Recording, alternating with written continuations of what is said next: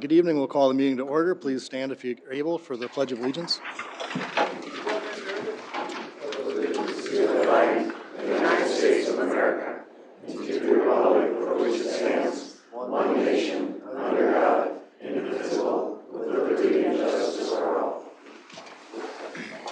Good evening, everyone. Welcome. Tom, take the roll call, please. Mayor King. Present.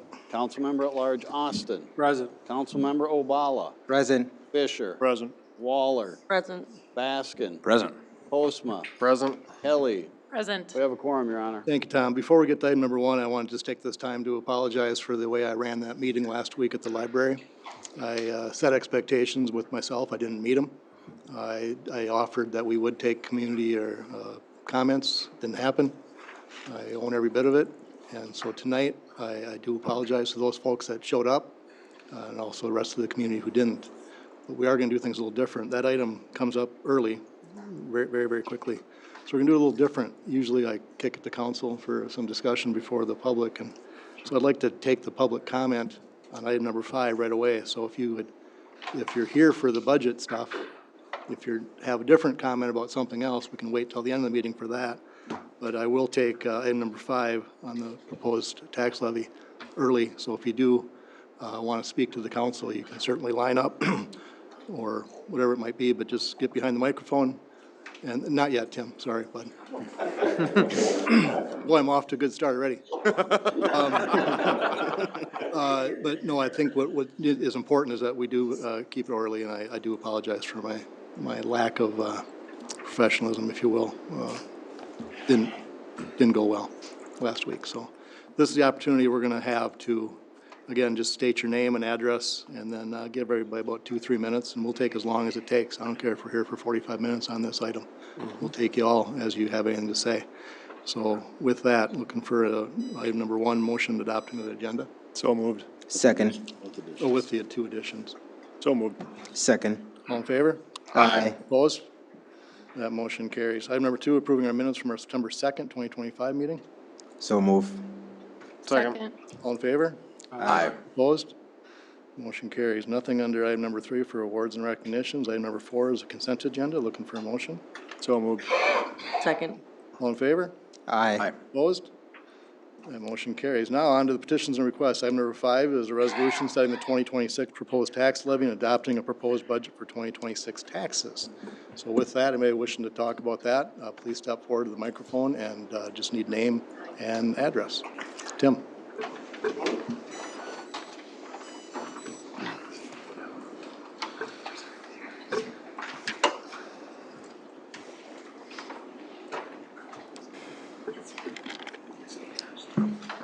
Good evening, Tim Sorgine, Austin, Minnesota. Thank you. First off, I'd like to say that of all people, I know what it's like to have difficulty with words. And we know your sincerity, and we want to thank you for that. Thank you, Tim. I would just wonder how a layperson can get like a copy of the budget with all of the increases, budget, and everyone's salaries, and there should be public information. And it seems like there's a difficulty in getting it. It creates an animosity because we're supposed to be all together.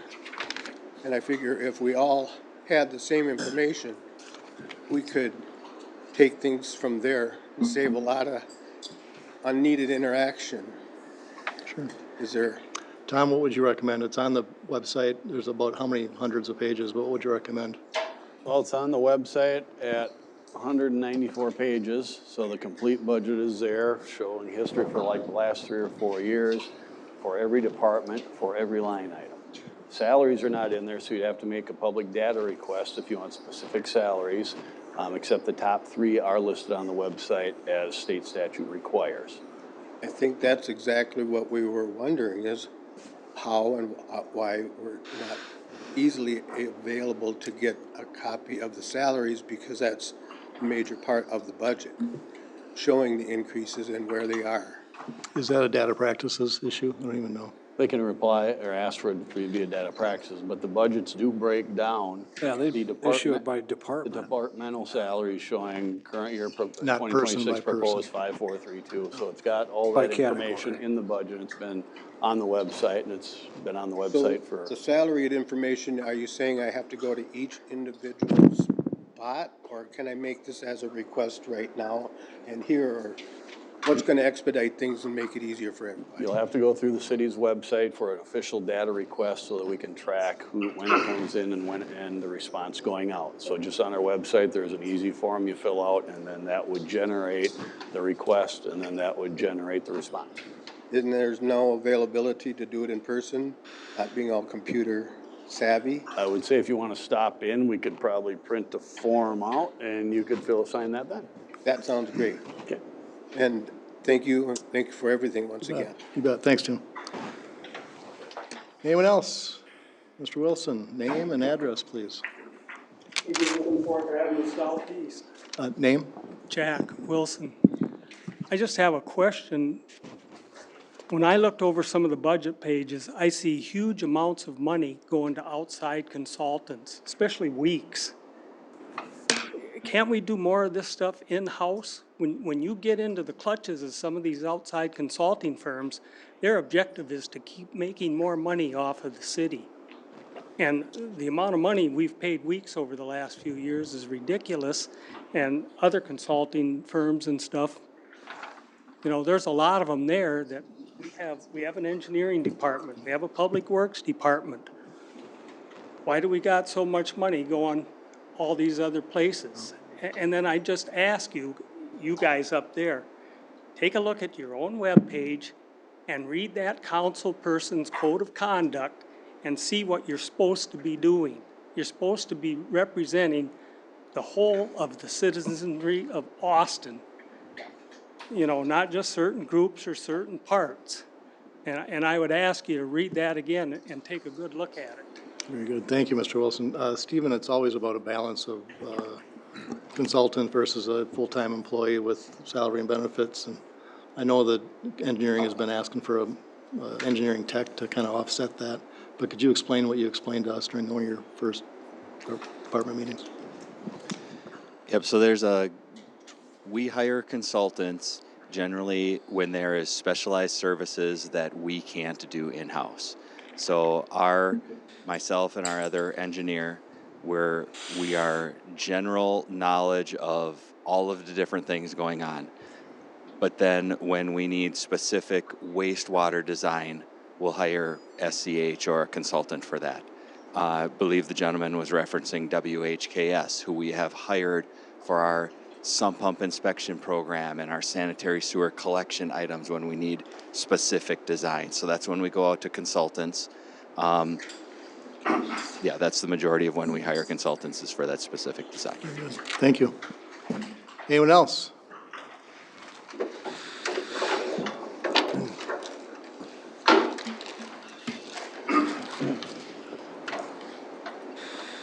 Hi there. Hi, Name and address, please. Scott Soderberg, 2408 16th Avenue Southwest. Kind of a general statement as to what has gone on in a number of different areas in city spending. That when we were at the last meeting, there was a mention that somewhere yearly, the budget generally goes up $1 million for the city as a general, increases throughout whatever you're spending on. The last number of years, you've bought properties, taking them off the tax rolls. You take our tax dollars to buy them. You take tax dollars to tear down the structures that are there. Then they're either sitting there idle or they're given to a nonprofit, which returns no tax dollars. And if you look at the church on 4th Street that was done, it's taken down. You got the Herald Building that was recently taken down. You have the Channel 6 property that was purchased, and that's going apparently to Semka. You've had, now the Salvation Army has now been purchased by the city. You've got these buildings you spend a lot of our tax dollars on, taking them off the tax rolls with no return for our money. What are we really seeing there? And not to mention all this affordable housing that is being built in Austin. which in turn, you give them tax increment financing so they don't have to pay taxes on a regular basis like all our other people in town. They're built by people not from this town. All the money coming into them goes out of the town. And by the time those tax dollars come in, we're like on a flat field because you say everything goes up every year. So I see that we're spending money and giving money away basically for things that we're not seeing a return on as far as citizens and our tax dollars. And then you turn around and you come to us for more money. I don't think we should be spending on properties that are still on the tax rolls to take them off the tax rolls. At what, for what real purpose that benefits us, the citizens of Austin? And it's a little bit disturbing that we seem to be the pocketbook. It's like the state of Minnesota had $18 billion in surplus and then taxed us more than they have ever taxed us. And then they come up to do their budget and they're on a shortfall. They spent all that money. When do we ever have a surplus that we're not kind of giving away money for nothing when we could have it? And we wouldn't be sitting here in this discussion saying, we got to come up with this money for the things we need. We could have somewhat of a surplus, because I know there's a while back in Austin, we had multi-million-dollar surpluses. And now we're at this point where we're struggling to come up with money to fill the needs that we have. And I think pretty much the city does a pretty good job of taking care of our roads and the things that were discussed before in town, even though you say you're really cutting it thin on people. And you say, kicking the can down the road, we're gonna wind up eventually having to pay for this. And I think if maybe we didn't buy all these properties, because I understand that the US Bank property is gonna be for sale too. They're gonna remodel the drive up, and then everything's gonna move into the drive up, and that building's gonna be for sale, and I don't want us going out and buying another building that we have no real need for. And you know, the Salvation Army, I don't know why they got rid of their building when they're talking about a $15 million building, and we've got buildings out there by where the old mall area was that are vacant and empty and could be done a lot cheaper for remodeling to use, as opposed to, well, we're gonna build another structure here, and then they're gonna come to you and say, well, can you help us out? Give us financing, and they're another nonprofit. They're not gonna be adding any tax base to the community. And you also stated that Austin is growing. We annexed this in, that in, and this in. That isn't growing. You brought them into the city, and then you charge these people more for their tax, which they weren't being charged in the county. And the one gentleman said, where'd all that tax dollars go? And they're just recently annexed in. So with that being said, that I guess that's gonna give you some food for thought to give me some feedback, or the rest of us feedback. Thank you Mr. for your Silver. time. Thank you.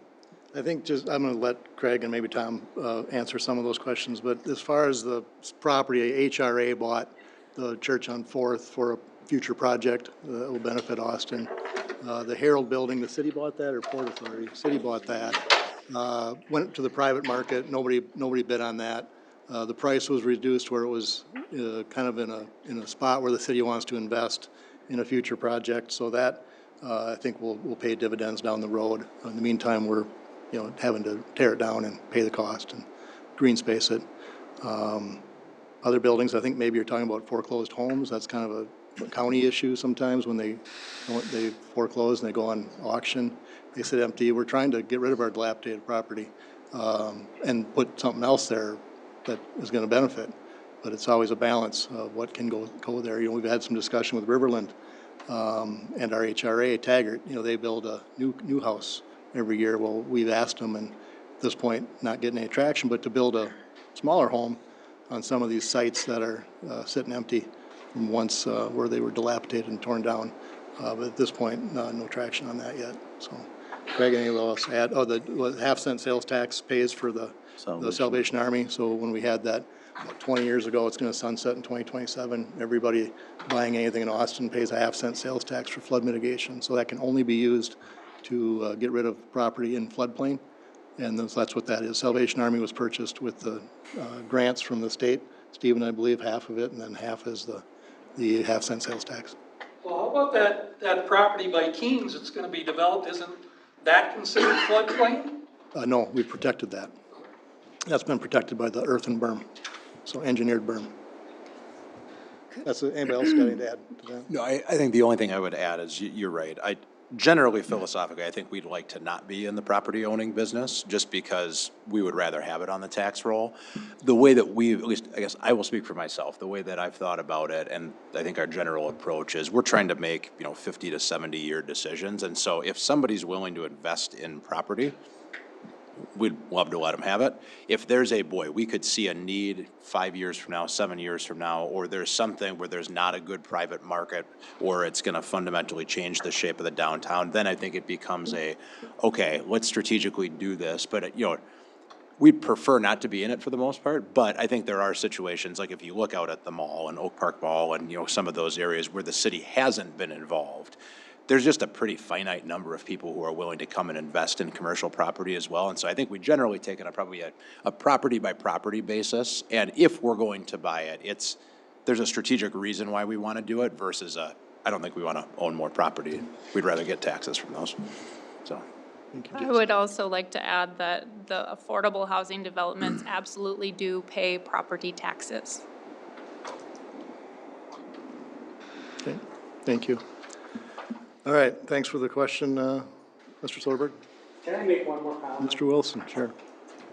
Can you guys, all of you, maybe as a group, take a little bus or something, go drive through Owatonna, go down to Mason City and drive there. They're comparable sized towns to Austin, 27,000 in Mason, 26,000 in Owatonna, and figure out why our retail is so much less than theirs. They've got stores upon stores where you can find anything in those towns, and everybody's left us. And that's happened under a lot of you people. A lot of that's location. We had that conversation in the parking lot too a couple weeks ago, Jack, that, people's spending habits have certainly changed, and the Amazons of the world and the mail order, but that's the climate we're in, so it's hard to bring retail in when- Amazon and Costco isn't killing Mason City, and it isn't killing Owatonna. It's a component, but yes. Small component. We're not even in the ballpark with those two cities when it comes to retail and a movie theater. Let's do something to get something back that all the citizens in town can use and enjoy. I know our administrator, Mr. Clark, has had some talks with the movie theater maybe about a year or two ago. People coming in and measuring, but nothing yet is there, but we're pushing it. Thank you. Thank you. I think another piece of the puzzle on retail is our median income. It is significantly lower than Owatonna. And that is, the wages that employers are offering in Austin is not something that this city council can control. I had a conversation with Mark Nagel at South Central about a year ago, and because I can't find Levi's in town, I don't have a Costco membership, never been in a Costco my whole life. I like to shop local. I do get a lot of my clothes from Mark, but they can't get Levi's. I asked if he could, and he said no.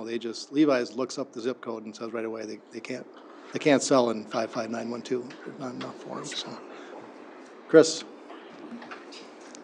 Chris Heichel, 2011 13th Avenue Northeast. Mr. Mayor, first of all, thank you so much for opening with Appreciate that. your apology. We appreciate that. One question, the $500,000 pickleball courts, are those still on the books?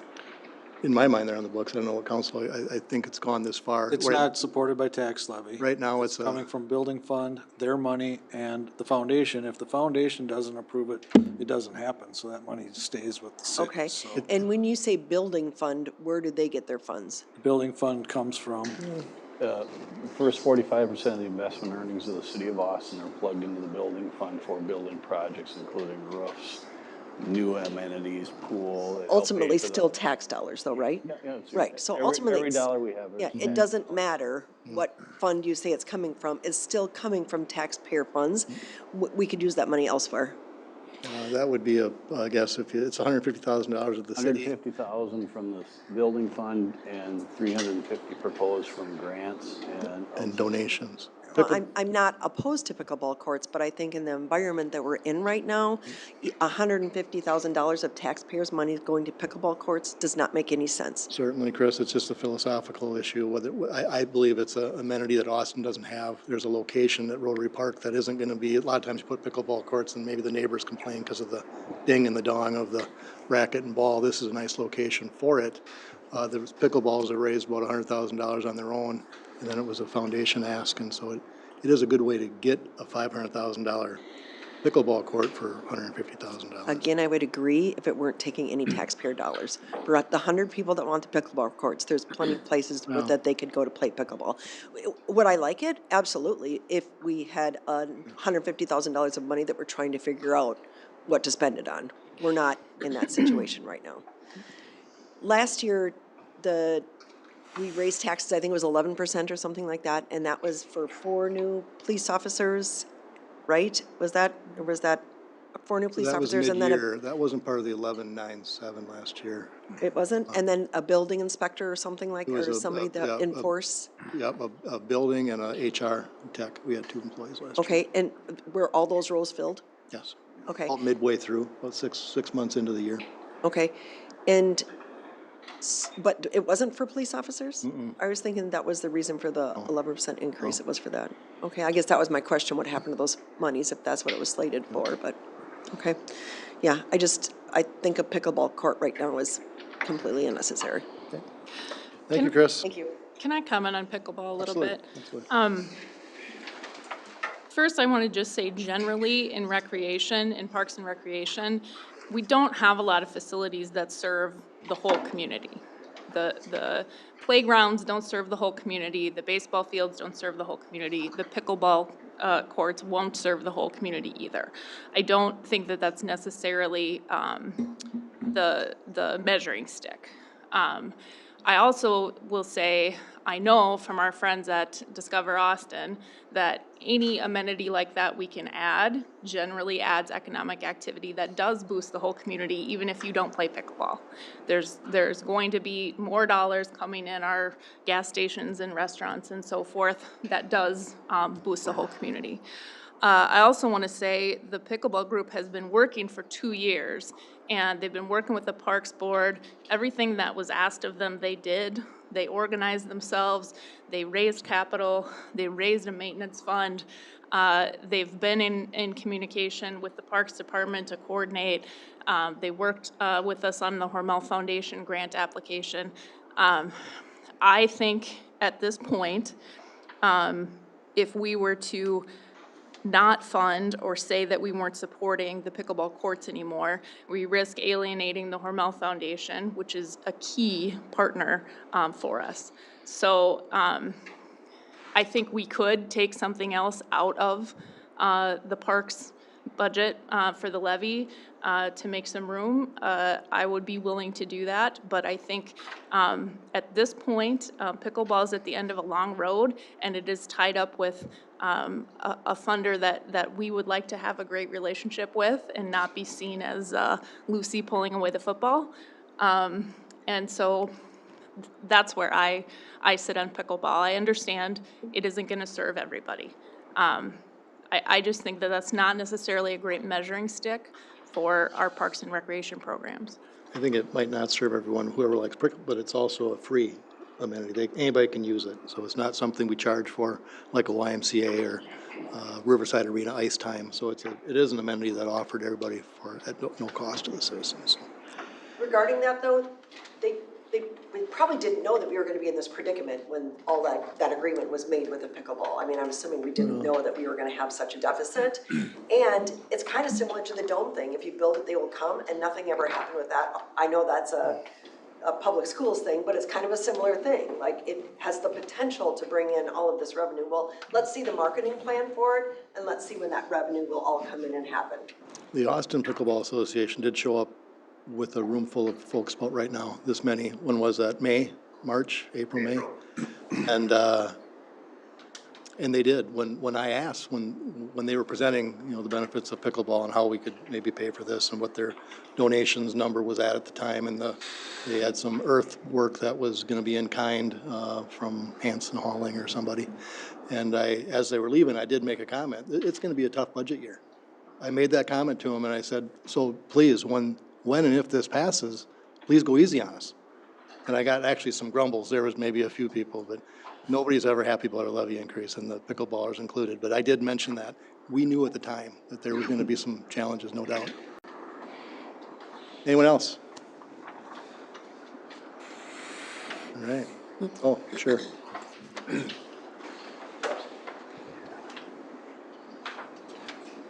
Mark Harbor, 1508 18th Avenue Southwest, 1300 5th Street Southeast, City Concrete. Hi, Mark. Thank you to Jason, Mike, Craig, and Laura for responding to my email or giving me a call to talk in the past week. I really appreciate your time. My background is all in construction. I was raised in a small family business. For over 70 years, City Concrete has served Austin and many other surrounding communities, living off their extra money in their own budgets to build their own dreams, as well as many projects that are funded by public money. Including this levy, this will be the 3 levies in a row now that there's been a double-digit increase. We're now spending 70 cents of every dollar on wages and benefits. That's 30 cents or 30%, a number that is being proven over and over again that it's not enough to fund core services in the budget. I've looked at the latest 5-year capital improvement plan, and in my opinion, it's time to revisit the replacement schedule of some of the vehicles and equipment. The schedule replacement rotation calls for skid steers to be replaced on a 10-year cycle. A 15 to 20-year-old machine is still a reliable piece of equipment. Loaders are supposed to be on a 20-year-old cycle, but looking back at past capital improvement reports, they're being replaced sooner than that, including the 2012 loader listed in the upcoming levy, and the replacement of the 2004 loader bought in 2021, according to that capital report. Pickups are supposed to be on a 14 to 20-year-old cycle, but reports are showing they're typically replaced on a 10 to 14-year cycle. There are a few outliers in there, of course, but that hasn't been the norm. There's 16 pickups included in the current capital improvement plan. 3 of them are 20 years old, and I believe those are in this levy and the next levy. The other 13 are in the 10 to 14-year-old category. If you add all that up, that's over $800,000 just in pickups, just speaking in today's dollars. One has to wonder if we couldn't get some more life out of those and still have similar trade-in values like it was found with snowplows and dump trucks, which are also on a 20-year life cycle. The capital improvement plan is a guideline, not a Bible. $50,000 to $100,000 would go a long ways to buy a lot of parts and get some more life out of equipment. The way I view the city and the way I've spoken this with several city council members, the city, I view it as a general contractor. They oversee the whole operation and coordinate all they coordinate all tasks and subcontractors. They may do every task or not do every task. They know the knowledge of every task, but they don't do everything in-house. I think that we should strongly consider having partnerships with local contractors in town, whether it's hauling snow or some sort of service like that, that could help alleviate some of the budget pressures that we're having today. Thank you. Thank you, Mr. Harbor. Stephen, anything to add on your cycles? And I think the loader is going to the wastewater treatment plant to haul the cakes, and the new one goes up to the city? Yep, that's correct. With our new treatment process at the wastewater treatment plant, we need a loader at that location that we currently don't have. So the current loader that we are going to be buying will be new to the street department, and the loader that it is replacing will go to the wastewater treatment plant for biosolids haul out.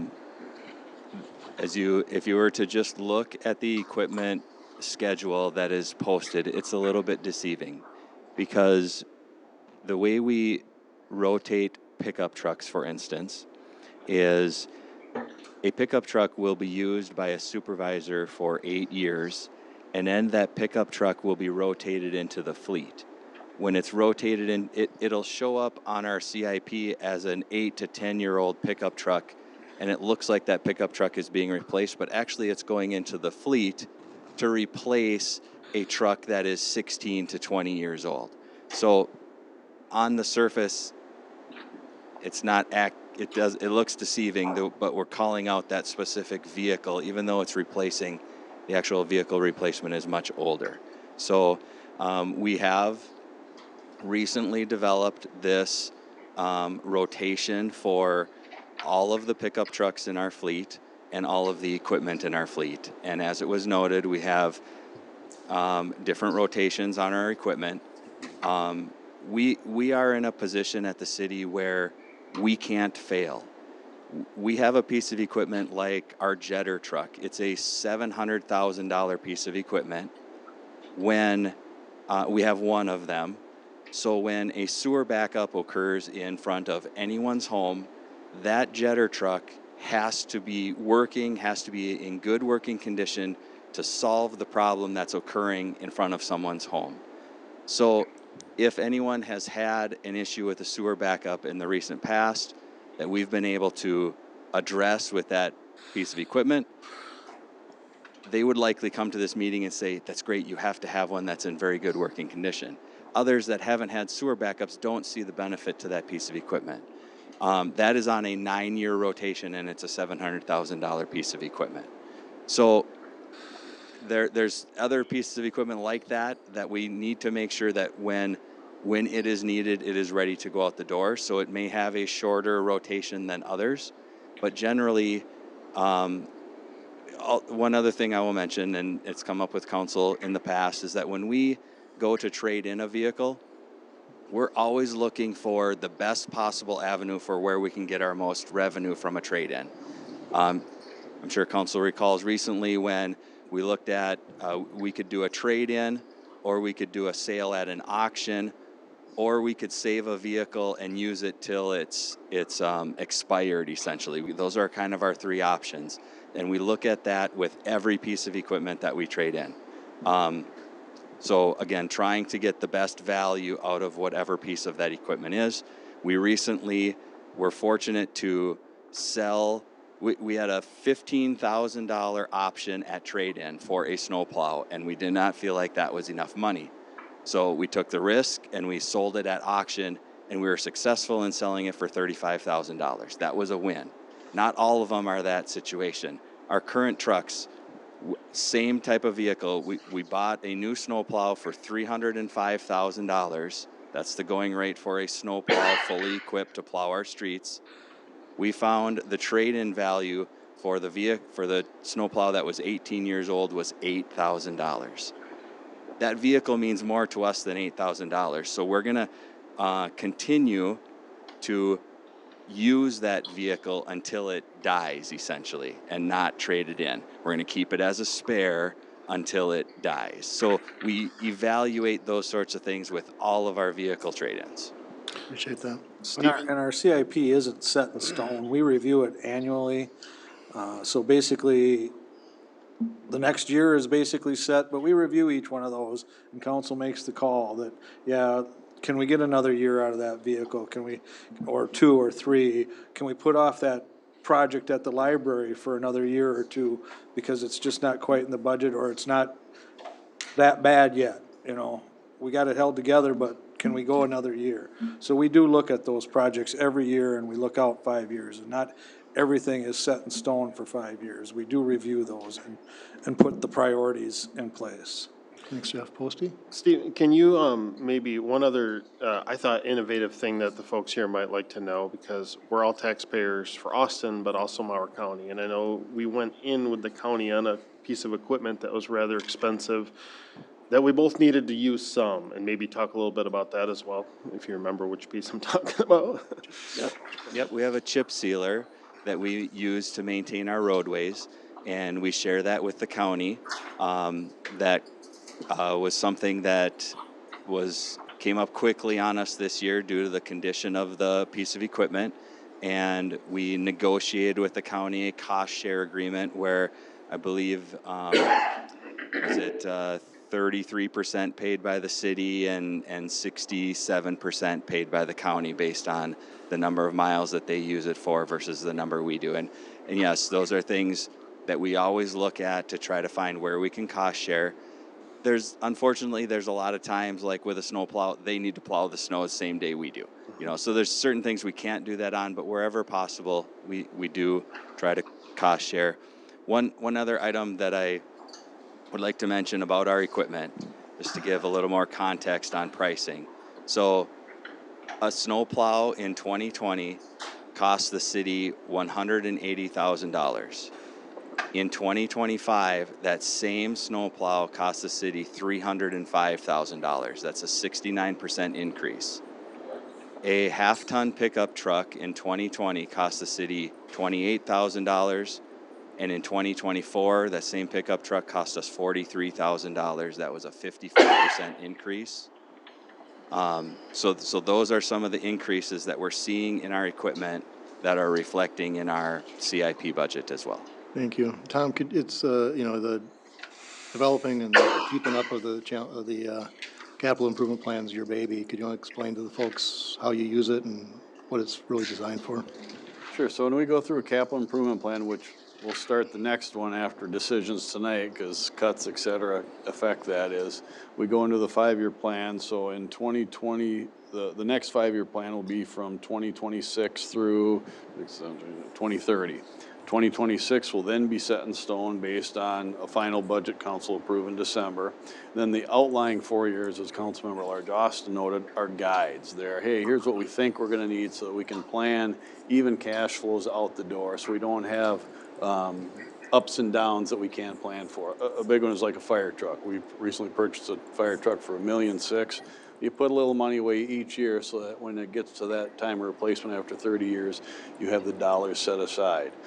Things like, I think Central Garage next year has planned a $500,000 roof repair.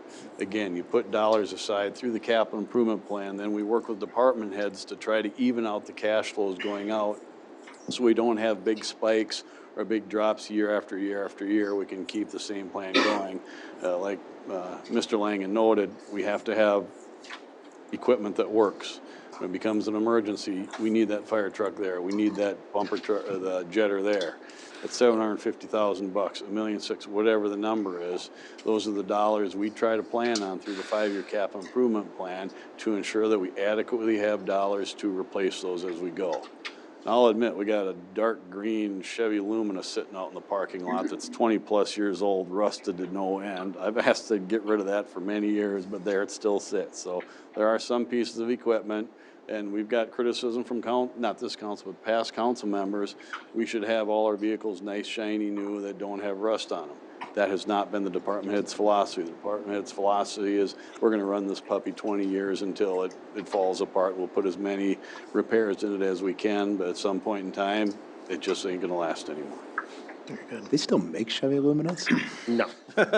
This is a classic if you want to buy it. You might even get classic license plates, so you don't even have to get. If we auction that off tonight, can we take that out of the tax levy? Here's a great opportunity. Somebody gives you more than $5, you've stolen it. And I think it's 25 can or 30 years old. I appreciate Mr. Harbor's email correspondence and then his thoughts tonight. And one of the things he mentioned, I do want to kind of touch on because he's right. And, Craig and Tom have mentioned this a few times during budget cycles in the past. We've slowly tipped more and more our percentage towards wages versus capital, and at some point you get a little bit out of whack, and I think this council has recognized that. And so one of the things that I do want to note that we did at the last work session is we are going to, as a council, basically for the next year or more, be reauthor. So if there's an open position that comes open in Austin, they're going to bring it to us before it just gets posted, and we're going to really review that position. Does it need changing? Can we still have this position as a way to kind of take a look at that? But just costs have really tipped a little bit more toward, and our employees are an amazing resource for us. I don't think anybody up here disputes that, but we also know that we need to have so much of our city budget going towards some of the capital needs. And so we've tried to put some steps in place to maybe help us get to a better place next year, but we'll just have to see what that looks like. Thank you. Anyone else? I'm gonna stay here. What's that? I'm gonna stay here. Okay. I would just like to say. Name and address, please. There you go. Super helpful, I would please, just Chief. like to say thank you to all of you who I know work really hard to make things work. But I'd also like to remind people that in Austin, Minnesota, I think most of us older people, and I'm one of them right now, I do want to see things that the young people can have and enjoy and participate in, like the pickleball. So I don't have anything against that, but my concern is too, we need to think of the population of Boston includes an awful lot of people my age that are retired and getting older with more medical expenses and things like that. So we shouldn't be left hanging there all by ourselves because we're on a fixed income. And I think perhaps down the line, maybe you can talk about maybe lowering the taxes a little bit for those that are on a fixed income. I myself live at Oak Park Village, and Mr. Denker, you and I had quite the Were conversation. you one of the three that came in that day? 3 years. That's the one. I always thought he made up that Middle, story. left, or the right? Which one were you? I even had them at my house. Well, I was on the board at Oak Park Village, so I know what all of you are going through because you do the best you think you can do, but still it's not enough most of the time. So I felt that too when I was on the board. But somewhere along the line, because we do have so many that are on fixed income, we need to think about maybe there's a possibility that those who are on the lowest income brackets that are retired, maybe they could have a little bit of a cut in their taxes. And maybe Mr. Danker and I need to have another talk at my house, right? But I do appreciate what you're doing, and you are the stewards of our money. And, we do want you to do the best you can for us. So that's all I have to And I say. want you to get credit for the statements. What's your name? Mary Ann Gergen. Mary Ann Gergen. There we go. Thank you. Oak Park Village. Yeah, I think I even served Mr. Dankert a cup of coffee when Good I was job. at my I don't drink coffee, so I don't know. Diet Coke, maybe. Were You have thoughts on utility rates. Were It'd you be one great of the to. three that came in that day? Were you one of the three that came in that first day before then? I had three come in from Oak Park Village, one on the left, one on the right, one in the center. One said close the library to save money. One said close the arena. The middle one said we're done, we're out of here. You can never make everybody happy. I remember going out to your house. Yep. One time with you, and then I went to this last meeting and this meeting.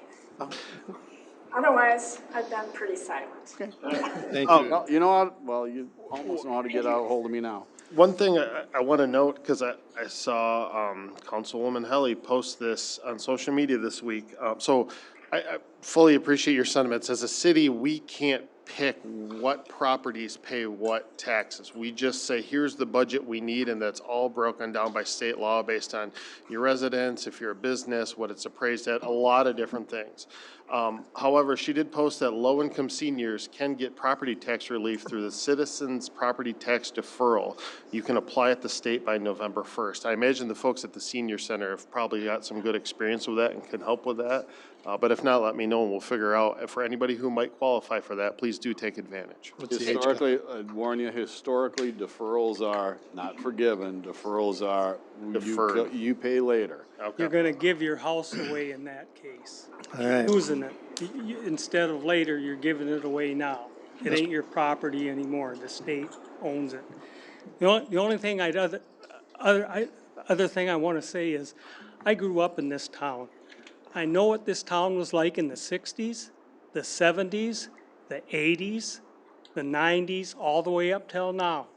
And for whatever reason, you guys can figure out what to blame it on, but this town is nowhere near it was in the pre-1995 years.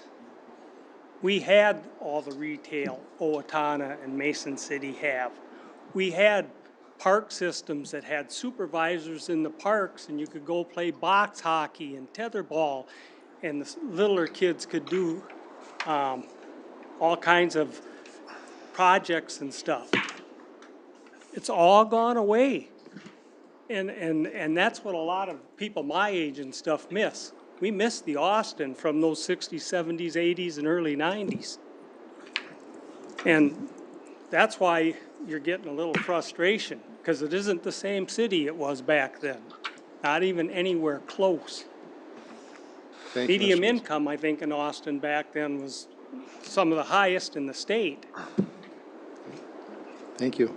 And that's the frustration. Thank you. You bet.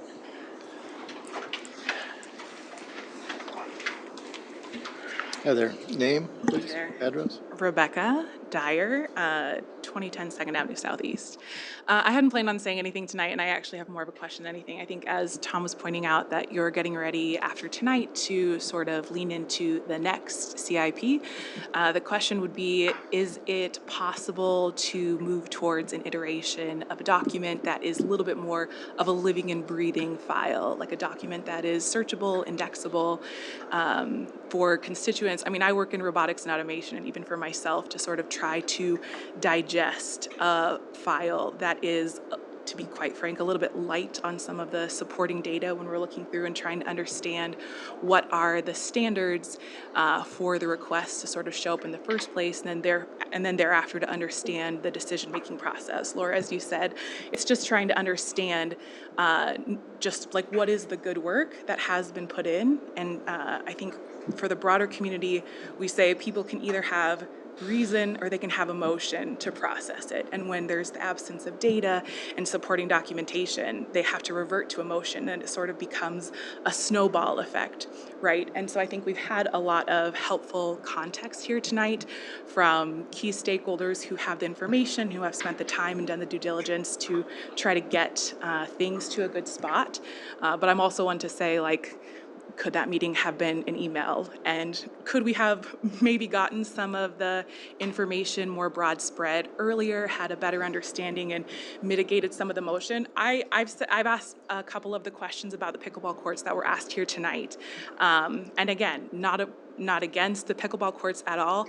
And I also agree that is it for absolutely everyone is not necessarily always the right measuring stick. Maybe it's also not the right measuring stick for this project in particular, but when you're 1 week before budget close and everyone is saying, like, well, where's the one pager?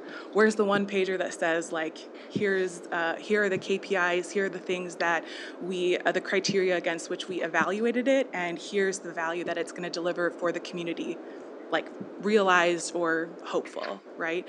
So. Yeah, so Rebecca, thank you. I know we've corresponded a bit via social media. More context to add about your local city government. We use a paper system for our purchase orders. Sure. We do not have data counts of the use of every park and every playground or pickleball court or anything else. Yep. We're not at the scale, and we may never be at the scale of being able to base everything on data the way it might be handled in a larger city or certainly a business. Sure. So I think we're gonna have to find ways to kind of live in the middle and get a little bit more to the data side. Yep. I also think we should engage in mission, vision, values as a community and talk about what are we doing here. Are we trying to have a city that has the lowest possible tax burden? Are we trying to have a city that's growing? Are we trying to have a city that has a really great quality of life? We as city leadership have not done that work. And I think that's very key, and that if we were able to have that work and some more data, these decisions become, again, less emotional, more about what did we agree we're doing here? Does this spending decision advance our goal or not? Yeah. And so I think that's one of the missing pieces. Sure. I also will say, not just to you, but to everybody in the room, we've been working on this since June. We didn't get the public's attention until about September 1st. Yep. And we can certainly look at our side of the equation and see if there's a way to do it differently in future years to engage better over the summer, but we also need the public to meet us halfway and stay engaged, look at the council agenda once in a while, talk to your council people. I'm happy to talk about budget all year long, but I generally don't hear anything from anybody until about September 1st, and then it's hair's on fire. Yeah, and I think there's opportunity on both sides, as you said. Like, if we're trying to meet in the middle, there's a set of established processes and protocols when it comes to whether how a meeting is run or whether how documentation is created. But how what is a good way to sort of start leaning in towards the middle to go from a data that is 0 to something that is above 0, right? Again, and I don't think that in the end, every decision must be made according to the data either. No, like you said, the values and the vision and the spirit of it all are probably those guiding lights.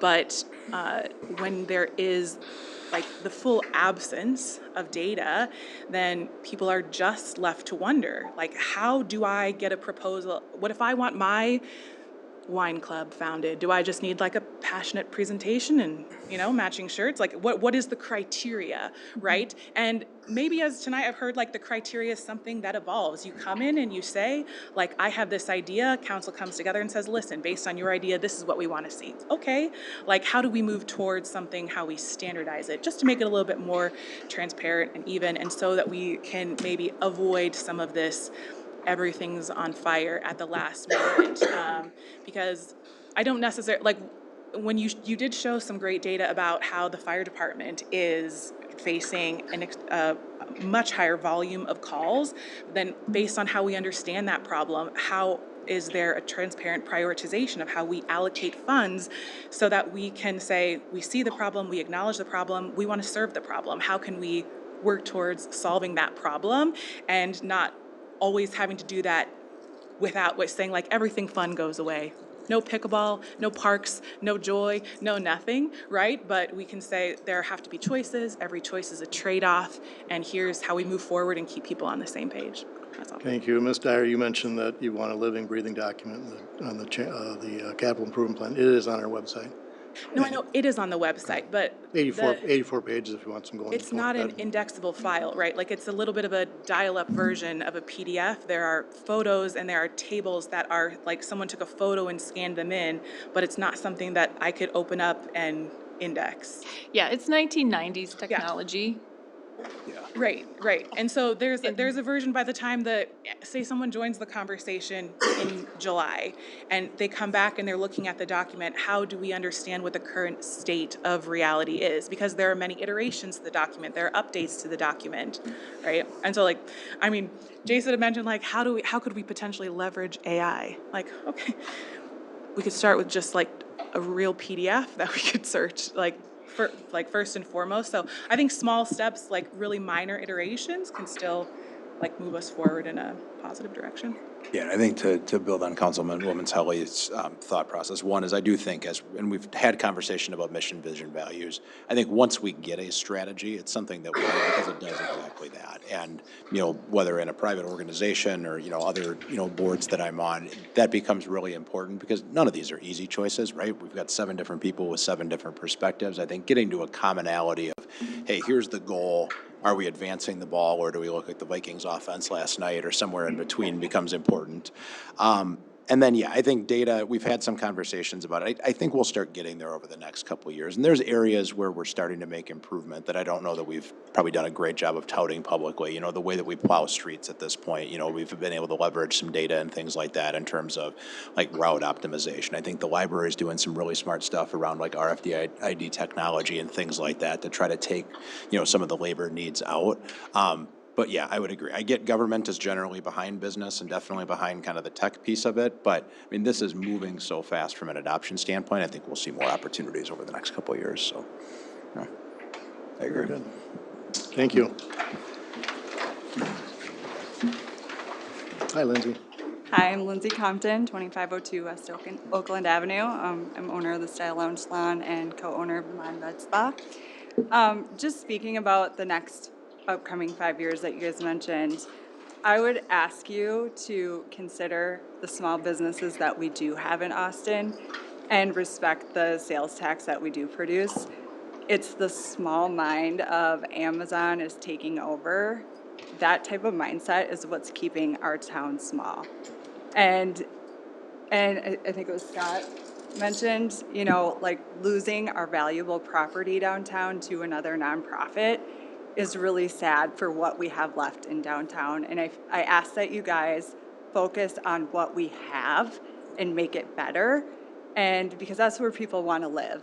They want to live in a city that has a beautiful, thriving downtown. And the fact that you say we can't get Levi's here, I will prove you wrong. Nice, I hope so. And so one opinion from one business owner doesn't make, Gosh, you'd be my hero. for our whole community, doesn't, it's kind of like Austin is the scapegoat where Austin can't support this, Austin can't support that. The reality is not everyone's meant to be a great business owner. And so the ones that are on Main Street that are taking risks, and I feel like a lot of times we feel dismissed at what we bring to the table and what we bring to the community. So I ask in the next 5 years for this plan is that you guys focus more on that versus industrializing Austin, because people will drive here to work, but they're not gonna wanna live in an industrial city. I think to your point on we want to enhance our businesses downtown, of course we do.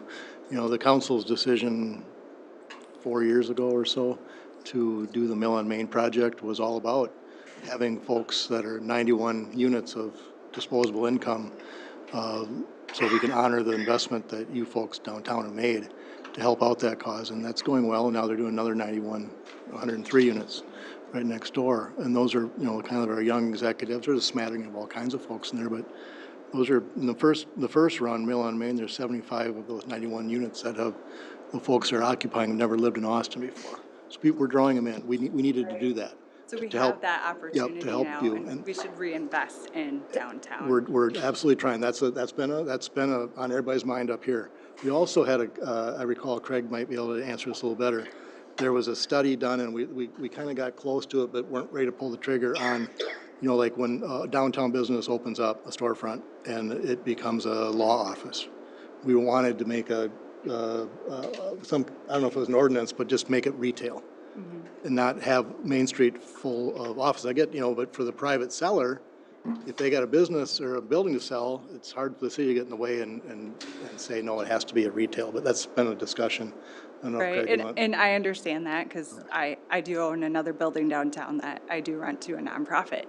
But I'm saying is like, if the mayor's mindset is Amazon and, That's not my mindset. That's just kind of a reality. People's spending habits have changed. We can't argue that there's more they online have shopping. changed, but if that's what the mindset is here, like we can create a culture. Like I'm asking you to make this part of your vision statement is to create that culture of shopping local and supporting, the people that have been here that are working, 24/7 downtown. Like our clock we don't clock out when, when it's 9 o'clock at night. It's a 24-hour gig. No. And so I'm just asking that the council consider that in projects moving forward and how we can enrich our community with what we have and build off of it. Yeah, no, I appreciate you investing in downtown too.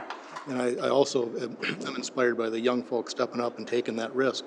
You're young also, but Mitch and Marshall Meyer at the Office Center, Chad. Put that in the record, Center Brianne. with Greenman's is for sale. These young folks are really stepping up to keep the existing businesses. And what also is heartening to me, Tendermaid, I love it when they said in the paper they're the caretaker, not the new owner. They're the caretaker. And same, I think, with Muffler Center, keeping the name Muffler Center, keeping Greenman's, even though Chad Carlson owns it. Those are unique properties in Austin that we want to keep. And so you, as like in that group, are to be commended for taking that risk on Austin. And we're encouraged by that. It's called the Silver Tsunami. When these businesses go away that have been operated, I worry about Trimble's. What's Trimble's going to be for succession planning? And it's been heartening of late to find some young folks that step up and take the risk. So thank you. Yeah, and I just let's start focusing on ways we can build revenue versus raising taxes. Right. And these are our opportunities to create more sales tax and Can't things of that disagree. nature. Can't So- disagree. And Levi's. I'd like to add that one thing, and I very much appreciate all of the points that you made. And just kind of a couple things.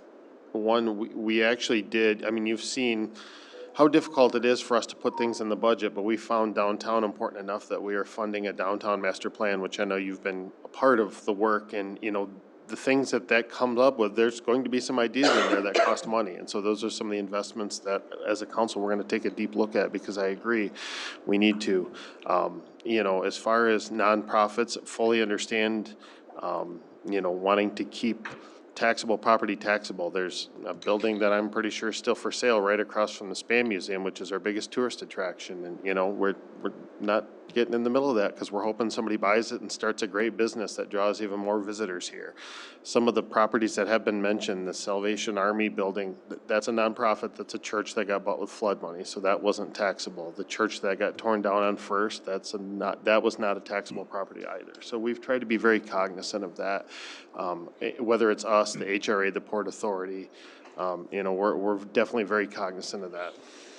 Yeah, I think the other thing I would add too is, I mean, as we talk about, you know, getting our structural cost and kind of bending that curve from a city standpoint, I think that to me is why this becomes so important, is that, you know, if we continue to spend less and less on capital and investments and more on structural cost, it almost moves us the opposite direction.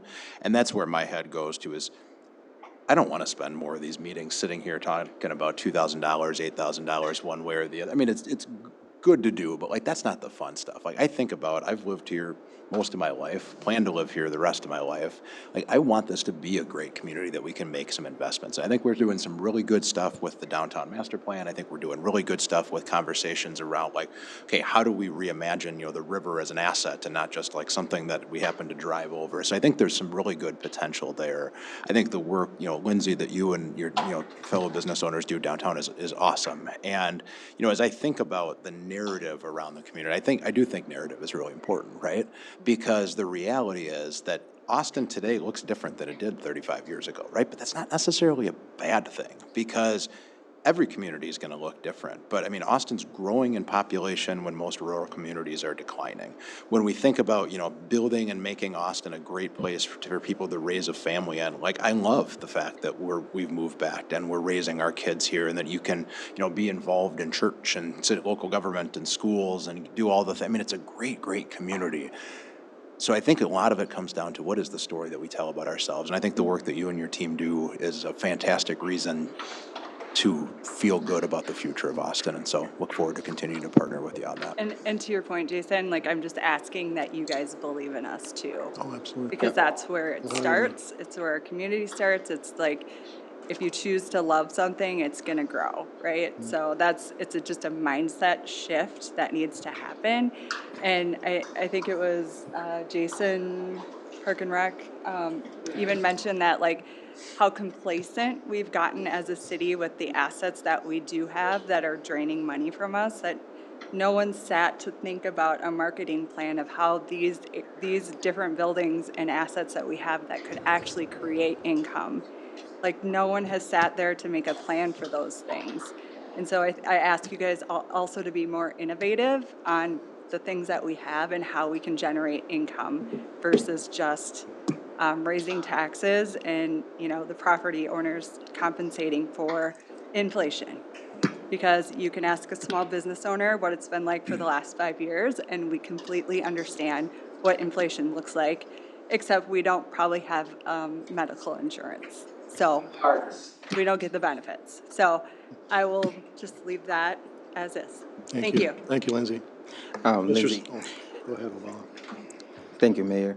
Lindsay, I wanna add that the work you're doing, the creativity, and your team also making, you know, you're inspiring everyone here on this council. You know, in 2020, we had this is the first time when I saw Eat Austin, you know, Shop Austin. You know, that shirt. My first time I went to game people play, I bought almost 5 of them. And then some I went to Rochester to some of my family over there. And everyone, sometimes when I wear, I feel so proud, you know. And when you shop local and also buying everything here, you're investing in the community. And we appreciate that. I want you to know that your work doesn't go unnoticed. We know the people that are working small businesses, we support them, so don't lose hope. You know, me personally, you know, I grew up in a refugee camp whereby, you know, the opportunity every day you dream of having a better education, having a better place. And coming to Austin here, a small town, very welcoming, and all the dream that I had in a refugee camp, you know, it being fulfilled here. and building our first home from the ground. So, and this is a lot of homeowner go through every day, you know. This is my investment, this is my asset for my kid, you know. And back in the refugee, you have a small hut that today you live there, tomorrow the rain come, will blow it away, you build another one. So, and we see your work.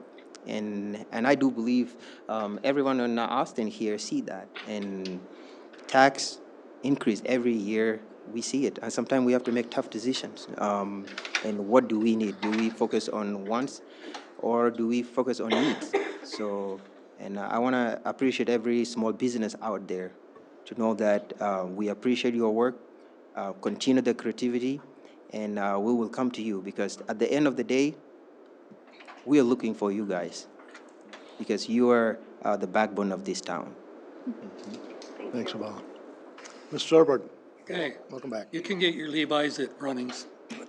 What's that? Runnings does have Levi's. Oh, no. You don't have them anymore? I was there. Please, Oh, well, anyway. Lindsay's gonna get it. Not really the important part here. I want to address Laura's concern about the fire starting in September when people are coming at you.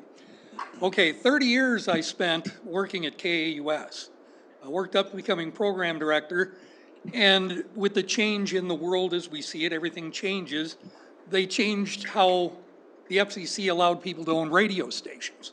Opened it up to basically investors and not to sole owners, because you could never own a station that crossed another path. Therefore, you would have a diversity of opinions and ideas from all sorts. Once they opened it up and investors got involved, it was all about the money. It wasn't about the product. And what we've seen that has happened in all media is that it does become about the money and not the community in which they were supposed to serve, that they were licensed for.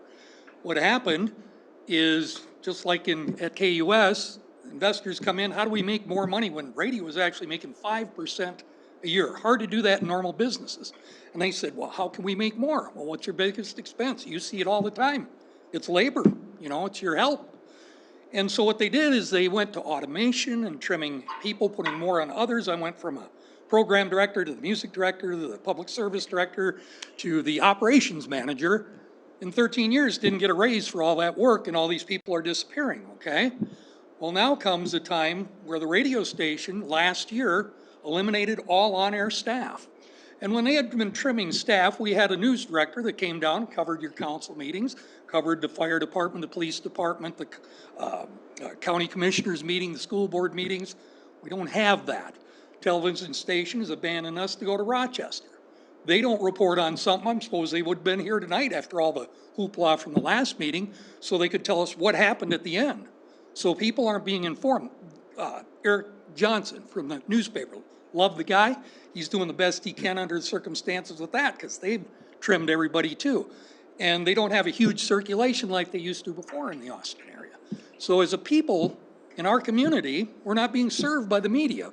It's not on you guys, but I'm just saying, you want us to know what's going on so we can come and give our involvement in these meetings as they come up, but we don't have a way to always being informed. The lady over here saying about the older population. They're wondering, do we spend more on our medications we need or our medical expenses or food? Now we got to decide, can I afford to get internet so I can look up on a web page and find out something? How do we do this in our community to get the word out of what's going on so people are more informed when we've lost this media entity that used to sustain that?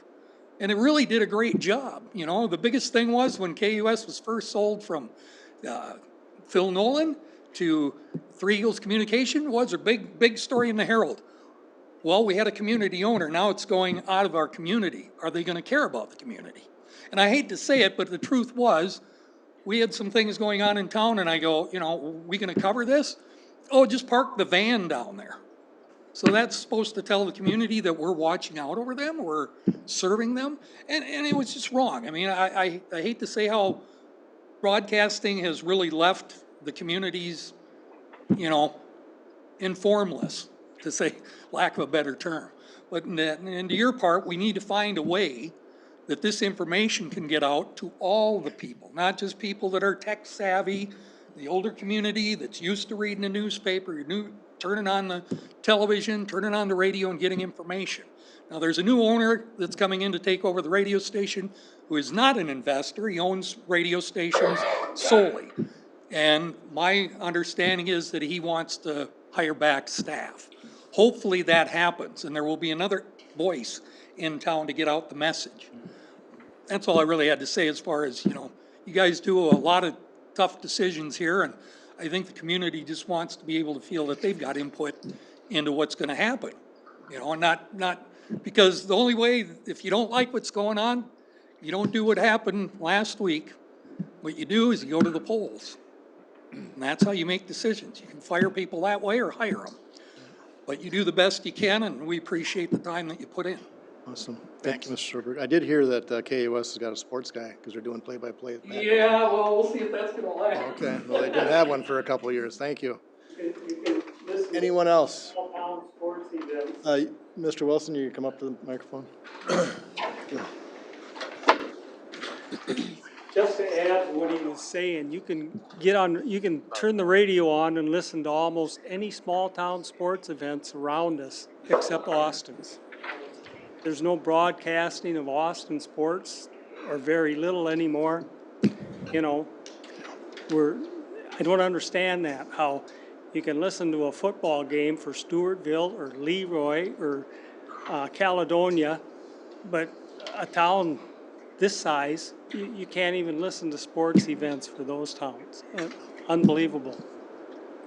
Thank you, Jack. Anyone else? All right, Tom?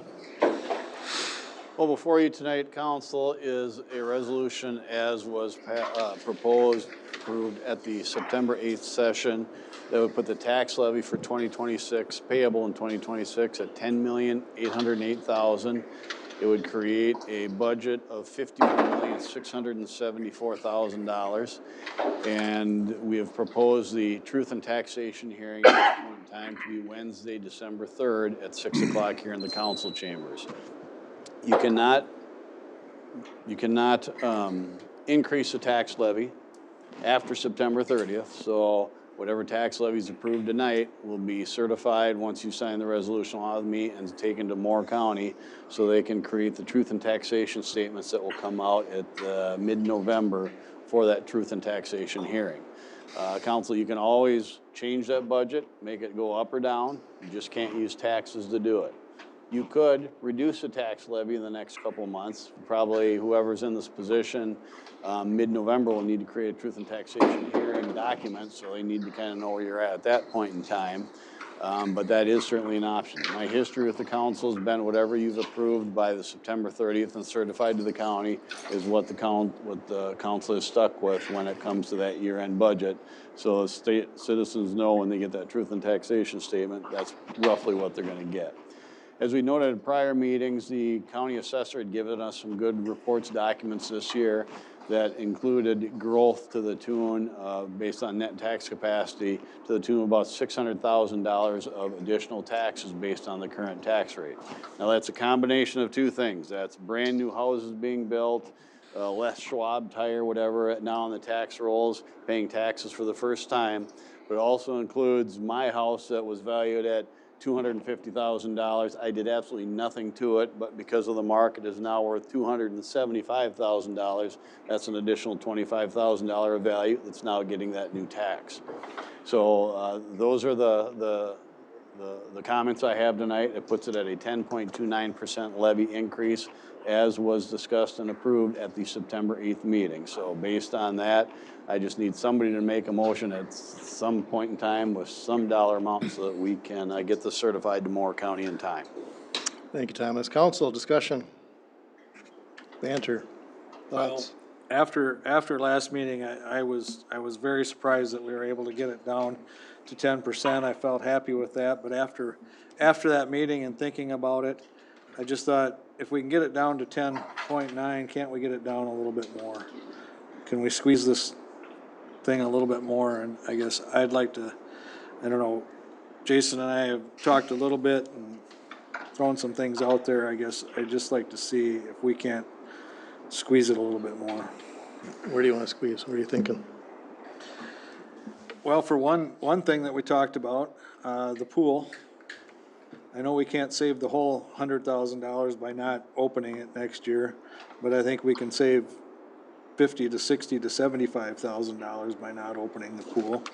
And I know you've commented that, how does that look to the foundation? I think that looks to the foundation that we're good stewards of our people's money. Because why are we throwing money, good money after bad, on a thing that we've just proven is outdated, that people don't want to use it. Attendance has gone down year after year the last several years. We can't hire staff to keep it open. People don't want the amenity that it offers. They want different amenities, which we're looking to get. If we can get the money from the foundation and rebuild with the features that people want, there's some money there that we can squeeze. I think, like Jay said, we got to look at structure. We're going to be in the same position next year, people. This is what we're looking at. I mean, I've been on the council a long time, and it's the same thing every year, and every year we're faced with these tough decisions. And we just got to do something different. We just can't keep raising the levy for these things, so. Thank you, Mayor. I would like to just support the comment that Councilman Austin make. You know, even though the last session we had 10.29 seemed to be, oh, we came from very far and now we are here.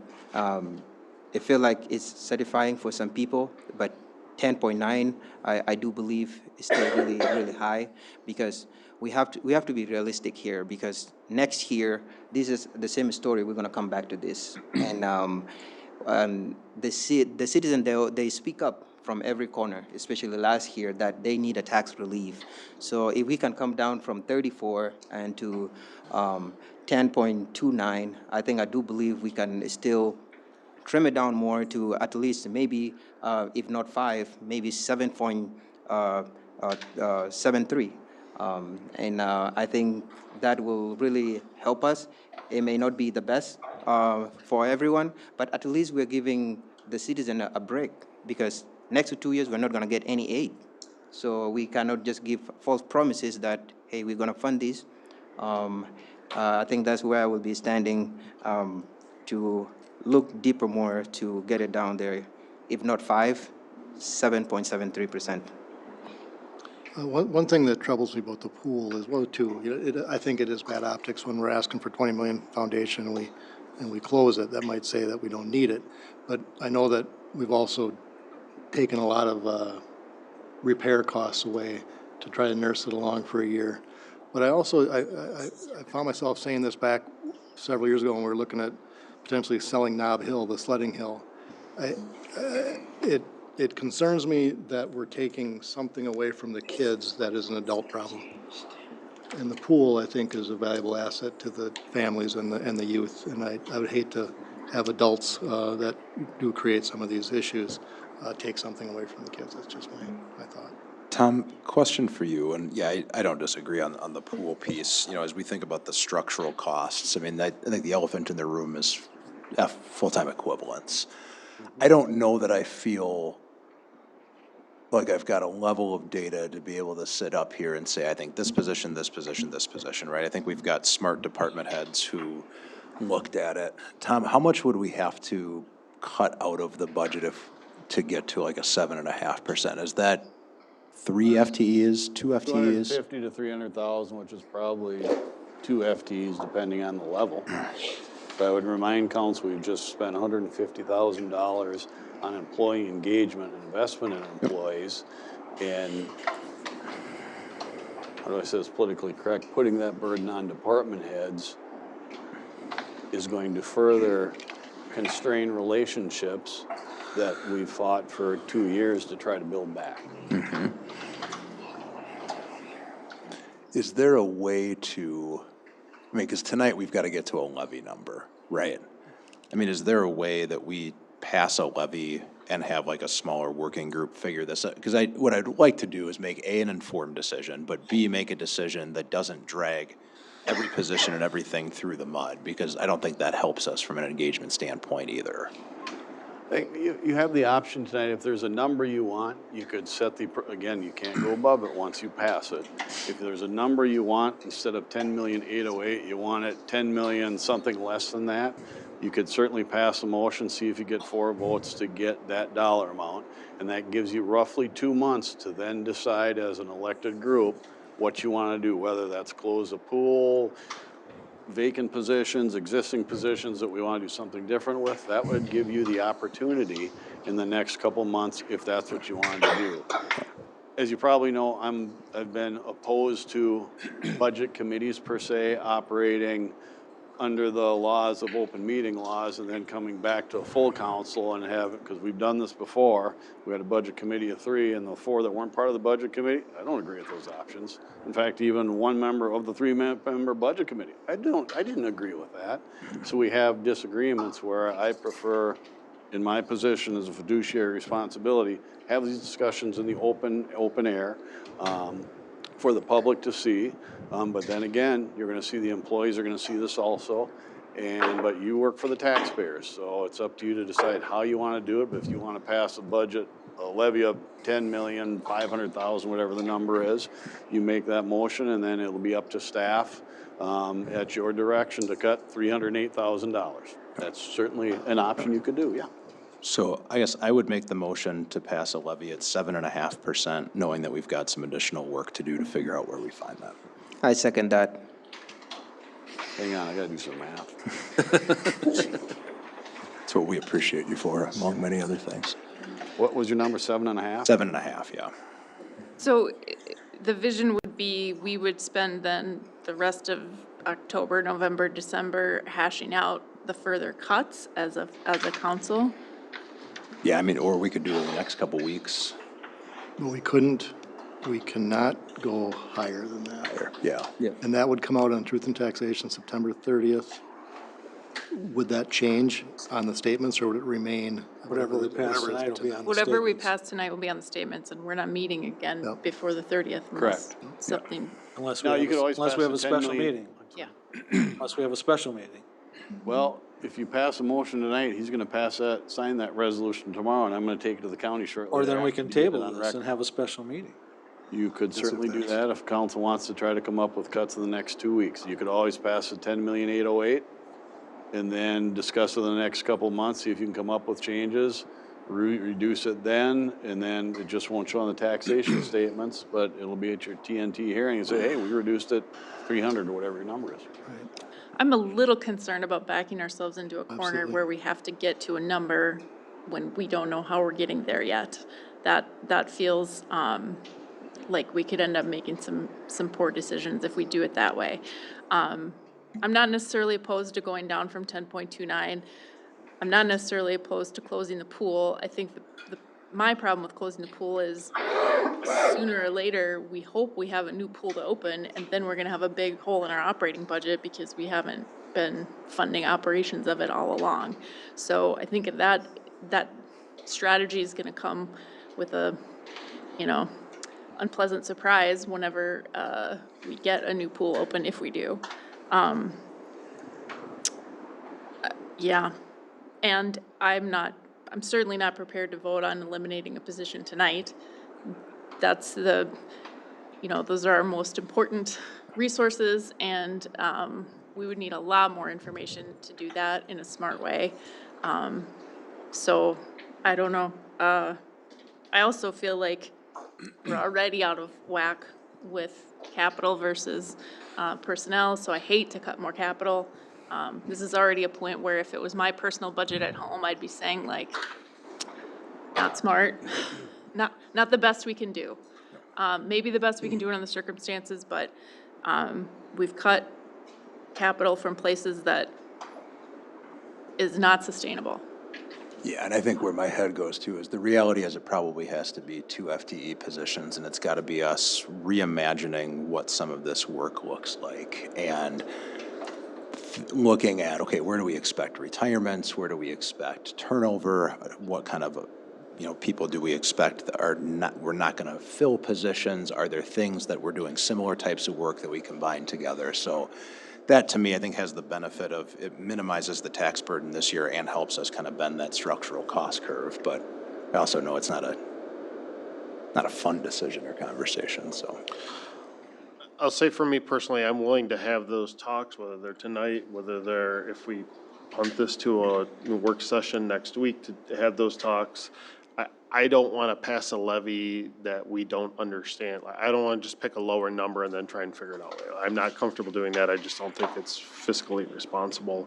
Our finance director's basically insinuating it's not fiscally responsible. I appreciate the idea because there are no bad ideas here, but I would much rather we sit here, we hash it out if we need to, or we come back for another hash out session. I'm not opposed to trying to go lower. I just don't see anything left that I'd like to cut. So that's where I'm struggling. And I have the same concerns about the pool. You know, we had talked about closing it if we are able to get enough grant money to fund a new pool, it's gonna have to be closed for at least 1 year anyway for that construction. So if you then have it closed for 2 or 3 years in a row, you lose, you know, like Laura said, that operating budget that you've got built in there, and you also lose any staff who have any temporary staff in particular of remembrance of what's kind of happening. So you're starting from scratch, which again, may not be terrible. I'm willing to have the discussion, you know. Yeah, because if we're just cutting capital, it doesn't fix any of our structural stuff.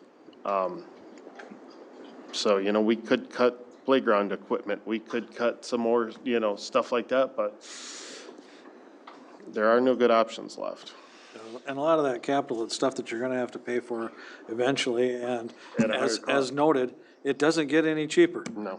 In fact, it's gotten a lot more expensive in the last 5 years, so.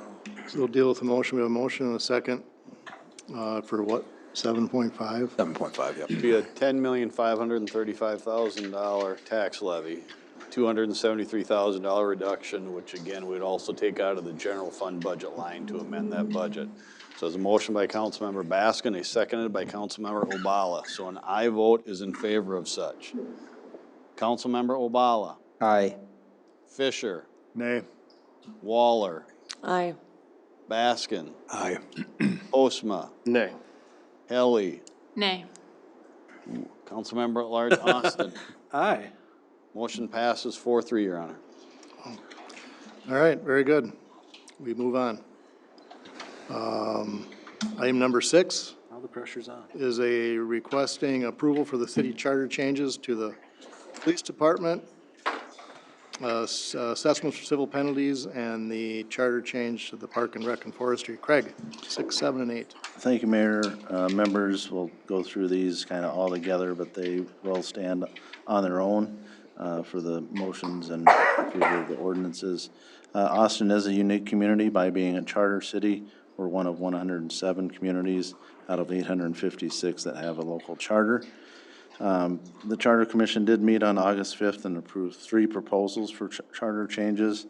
The charter changes before you tonight need to have unanimous council approval. In order to not be on the agenda, the Charter Commission felt that avenue was sufficient in order to recommend those to the City Council.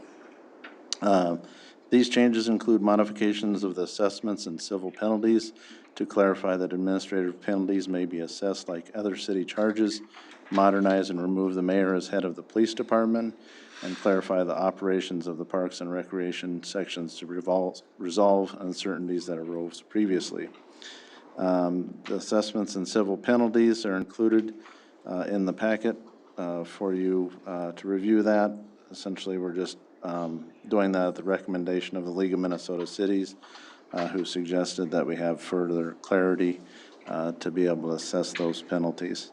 The police department is really a modernization and essentially removes the mayor as head of the police department.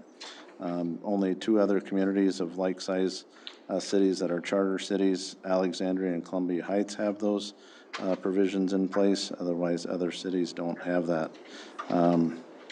The operations of the police department have largely operated within the administrative structure, and the mayor is not directing the affairs of the police department. It is a highly regulated and professional organization governed by strict rules. The current mayor has endorsed this change as well. The Park, Recreation, and Forestry provision This was considered by the park board, and they unanimously approved that with some suggested changes that were approved and then recommended by the Charter Commission subsequently. Attorney Byram provided an outline. I included that as an exhibit for you of to refresh your memory of the challenges we had and the difference of opinion on what the charter meant and how it played out. This is an effort to conform that with clarity of the park's charter provisions. Listed the changes in there, deals with the budgetary control that council still is in control of that. Parks board role and of devising a park system still remains with the park. Park board also has a role in bringing forth the budget to the city council, so nothing changes as far as that's concerned. Park board recommendations of additional property, that would be recommended by the park board, and they continue to maintain setting rules within the park system. City oversees the HR of employees, and that's clarified in the charter provisions as well. Essentially, the park board is more of an advisory board rather than what was suggested that they had independent and autonomous authority. So other than that, I'd be happy to answer any questions on the three changes.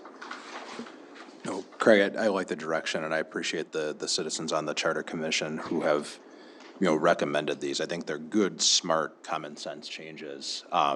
And like with any document, right, you've got here's what the Charter Commission intended, and then you've got here's what the words are saying. And I think we've had a couple of situations over the last few years where two reasonable people could look at it and probably interpret two different things. So it's probably a smart idea for us to say, nope, this is how it should be interpreted. So very supportive of it. Great. I have a question on the mayor being the head of the police department. So the way that reads and the way I read this, so that in case, I know some of the cities it was in case of emergency. So in case of an emergency, the mayor could step in and usurp the control of the chief. Is that what that's saying? No, he would be. Mayor could direct or? Yeah, good Who question. I mean. Good question. No, he or she, the mayor, would essentially be the point of contact to work with the police chief and city administrator and other department heads as need be, but they still would, they would be able to take some authority and provide some directions.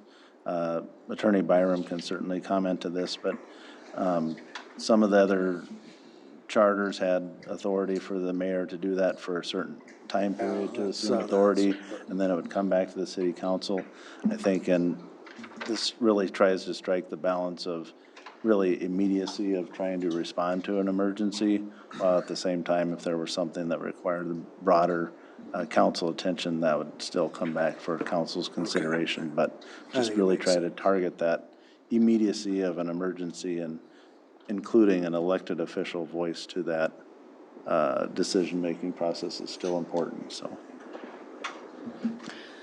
I wanted to comment that I support the changes to the charter, and I appreciate the service of the Charter Commission in reviewing this.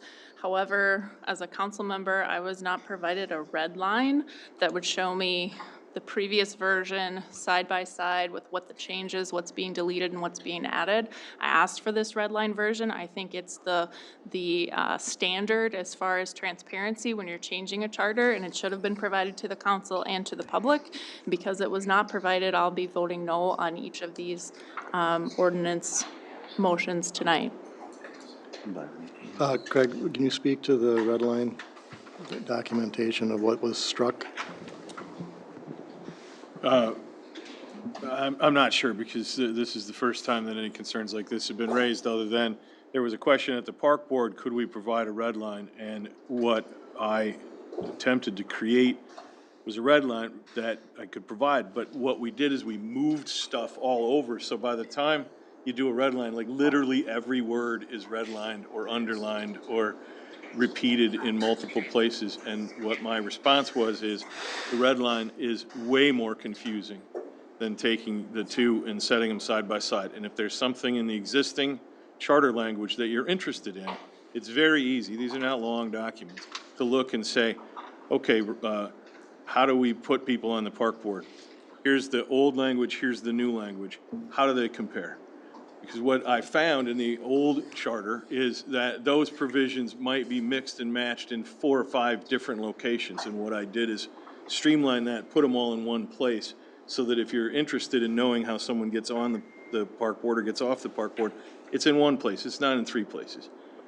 So when it went to the park board, and I attended that meeting, and there was a discussion in the park board and unanimous approval of that, this issue was not raised, and so all I can say is, it is theoretically possible that I could provide a red line, but literally everything on the page would be redlined because nothing's where it was. It's all in new places and new organizations and new way that it's put together so that it reads clearly and you can walk through it and understand it far better than the way it was. Yeah, I requested a red line for all 3 of these ordinances, not just Parks, Recreation, and Forestry, and did not receive it. So, I understand what you're saying about the Parks one had been through a lot of revisions, and I did sit down and take that hours to do the comparison, to know exactly what was changing, and I support the changes. But this was not done transparently, and I think that our residents and council members deserve a better answer than, just trust me, it's what I'm telling you it is. Just trust me, we were making these changes that I'm telling you about. There should be a red line version available, period. Mayor, Mr. Byram, this one, I like the changes, and, you know, it sounds great, but as a council member, I support the request for Councilman Laura. Should this go before work session and as look at it, as you said, comparable, even though we know there's a lot of changes, because right now we are voting on something that we have not seen, like what we are comparing for. Should we postpone this and bring it to work sessions and go through those requests, and then after that we can bring it to a final vote? Is that something possible? Yeah, that's a policy choice. It's not a legal choice. You can decide this tonight. You can decide this never. You can decide this in future meetings. That is up to the council to decide on how or when you want to decide this issue. So is it fair to say, if I'm understanding correctly, because Obal, I think I like where you're going, is if we pass it unanimously, the charter just updates. If we pass it on a 6-1-5-2, we have to go put it onto a ballot and go spend money, time, and resources to have it essentially be a yes or no charter change in an election. Or we could table it, take it to a work session, talk through it in a little bit more detail, and then bring it back. Not that I don't want to put it onto a ballot, but it just seems like one of those things that it's pretty common sense for some of this stuff, and I understand where Councilwoman Helly's coming from as well, but maybe it gives us an opportunity to talk through it without having to go create a bunch of work for, you know, an added confusion on ballot questions, and it's not like elections are free. Craig? Mr. Byram, we had specific posting requirements, notice requirements for this, so council would, the reason it came to the council agenda is because of the requirements for posting, and that this has actually been, the charter commission's role is to make suggestions and forward them to the council, so we're, I guess, abiding by those statutory requirements. Are you saying if it's not unanimously approved tonight, it goes to a ballot? This isn't in other ordinance situations where it would go to a second vote? A couple things. One, statute specifically dictate the timeline of when action's taken by a charter commission and the council has to act. So that's the main part that I'm suggesting why it came directly to the council meeting. So Craig, I'm looking at this. It says the Charter Commission met on August 5th. It's September 15th today. If time was an issue, why are we just talking about it now? Budget discussions, getting it posted. I mean, Bree can answer about that and just the mechanics of getting it ready to move through the system, I guess. So if it's not passed unanimously tonight, it must be passed by ballot Yes. of the residents? Yes. Which is different from other times when we have a motion for an ordinance in it, because it's the charter. Correct. And would we have to have a special election, or we'd have to wait till next year's election? You could Potentially, do during either. this election. I mean, again, when this moves forward is sort of up to the people who cast votes in this body. What occurred to this point is that there was a general understanding that we needed to take a look at least 2 out of the 3 of these, and that is the assessment of penalties. That has been going on for years. The league advised out of the blue that without a charter amendment, we may have difficulty if we get into litigation over assessing those fines. As we talk about both improving Austin and being fiscally responsible in our budgeting, it is important, I think, to continue to use administrative citations and fines to advance the improvement of Austin and to also be able to collect those fines, otherwise they're sort of meaningless. So on that one, the approach, at least that I understood was in play, was that everyone wanted that to go forward, and that is new language. There would be no red line or no comparison. That is, we've been doing it, it has not been in the charter, we're going to put it in the charter. One of the reasons that these are considered separately is that you may choose to do different things with each of them, which is why I'm maybe highlighting that, because I think that is an important one to just bring our long-standing practice more clearly into compliance with what the league thinks our charter should say. The Park and Rec Department issue was an issue that when we had difficulties a few years back, all sides said it is important for us to clarify this language. And so an effort was made to clarify the language, and an effort was made to take it to the Park and Rec Board to make sure they believed that we had honored and respected what they wanted to see in it, and that occurred. And so, again, coming into it, I thought that there was a general support and understanding that needed to be done. The third one, the police situation, probably wasn't on anybody's radar because luckily we haven't had an issue with the mayor overstepping their bounds or interfering with the highly regulated environment of police action. But in looking at it and understanding issues in other communities and issues in the news that involve those sorts of situations, there was a feeling that, does this make sense? And there was a general consensus that no one really understands why the mayor would have authority to dictate what the police department did. It seemed like a dangerous precedent to really have if you had someone who wanted to exercise that authority without limits. So that wasn't seen as being controversial. So when we look at 3 items, the assessment piece, which is what we've been doing, and we're just making it more clearly lawful.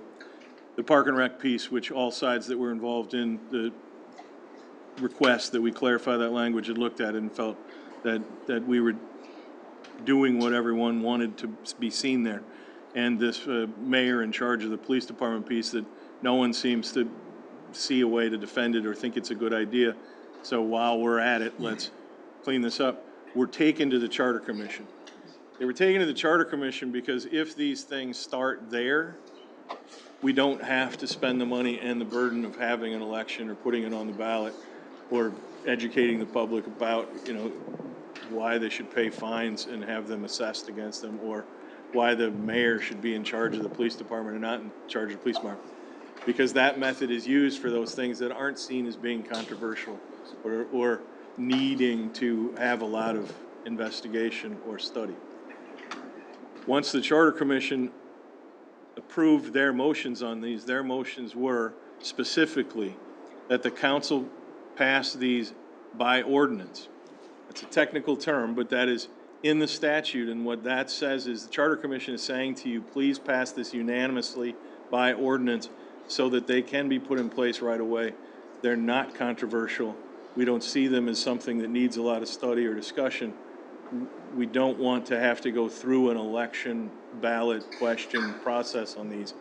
If you adopt them by ordinance, they just become effective because they're not seen as being big changes. They're just clarifications and changes that everyone generally supports. If you choose tonight not to pass it unanimously, the statute says ordinance of this type is required unanimous vote. If you don't pass it unanimous, it is not required that it go to the ballot, because the Charter Commission specifically said, pass this by ordinance. If you say we're not gonna pass this by ordinance, essentially you've told the Charter Commission, no. It can go back to the Charter Commission and they can work on something else, or they can decide to abandon this effort. Or you can decide that you wanna give them some advice on what they might wanna consider. The only way that it comes back and gets done without going on the ballot is if the Charter Commission starts it with a recommendation to this body that it be passed by ordinance, and then this body votes for it unanimously. Every other option goes through the public balloting process. And we've used public balloting process the last time when we did major revisions throughout the entire charter and made a lot of material and substantive changes. That was a process, and the choice was to do it that way because the issues were seen as important enough or controversial enough that we wanted to hear from the voters. Our charter is like the Constitution of the United States. It shouldn't be easy to change. But if the change is to update language without updating its meaning, just to clarify, this is a process to do that, to just clarify. We had a charter before that said that both the council and the park board had sort of control over the same issues, and that's where we ran into this conflict where everyone argued for the one piece of the charter that they liked and wanting to ignore the other piece of the charter that they liked. The proposal that's in front of you that the park board voted on unanimously took a look at what is actually happening with those issues and where those decisions have historically always been made, and just clarified, this is in the park board's arena, this is reserved for the council. So the council reserves employing people, passing the ultimate budget, enforcing the budget, having their finance department monitor that budget, having their professionals deal with union negotiations, employee discharges, and things of that nature. Things that an unelected board of just constituents from the community wouldn't have expertise in. The park board, on the other hand, is in charge of developing plans for parks, suggestions for parks, future looking as far as where we want to be with parks, bringing forward requests for the budget, bringing forward requests for changes in the employee structure or whatnot, always returning to the council. The sense was that is where everyone felt the balance had always been and should be from a policy standpoint. If this requires additional conversation, then you can defeat this and you can send it back to the Charter Commission and say, thank you for your suggestion, we're not interested in this version. But you can do that independently on each of these three, and you may make a different choice on some or others, depending on whether you really think that there's a controversy. Can we table it to give council a chance to digest it a little bit farther? Does that, I mean, I guess that's the timeline here. I guess if it doesn't have to go to ballot, and we don't want to necessarily throw it back in the face of the Charter Commission that we don't appreciate the work they've done, it's just that we'd like to be able to understand it a little bit better.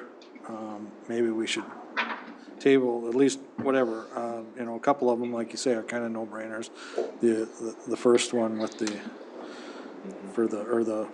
second one for the civil penalties is new, so I don't know if that's controversial or not, but I guess Councilmember Helly has indicated she's voting against all of them, so maybe it's better to table them all rather than.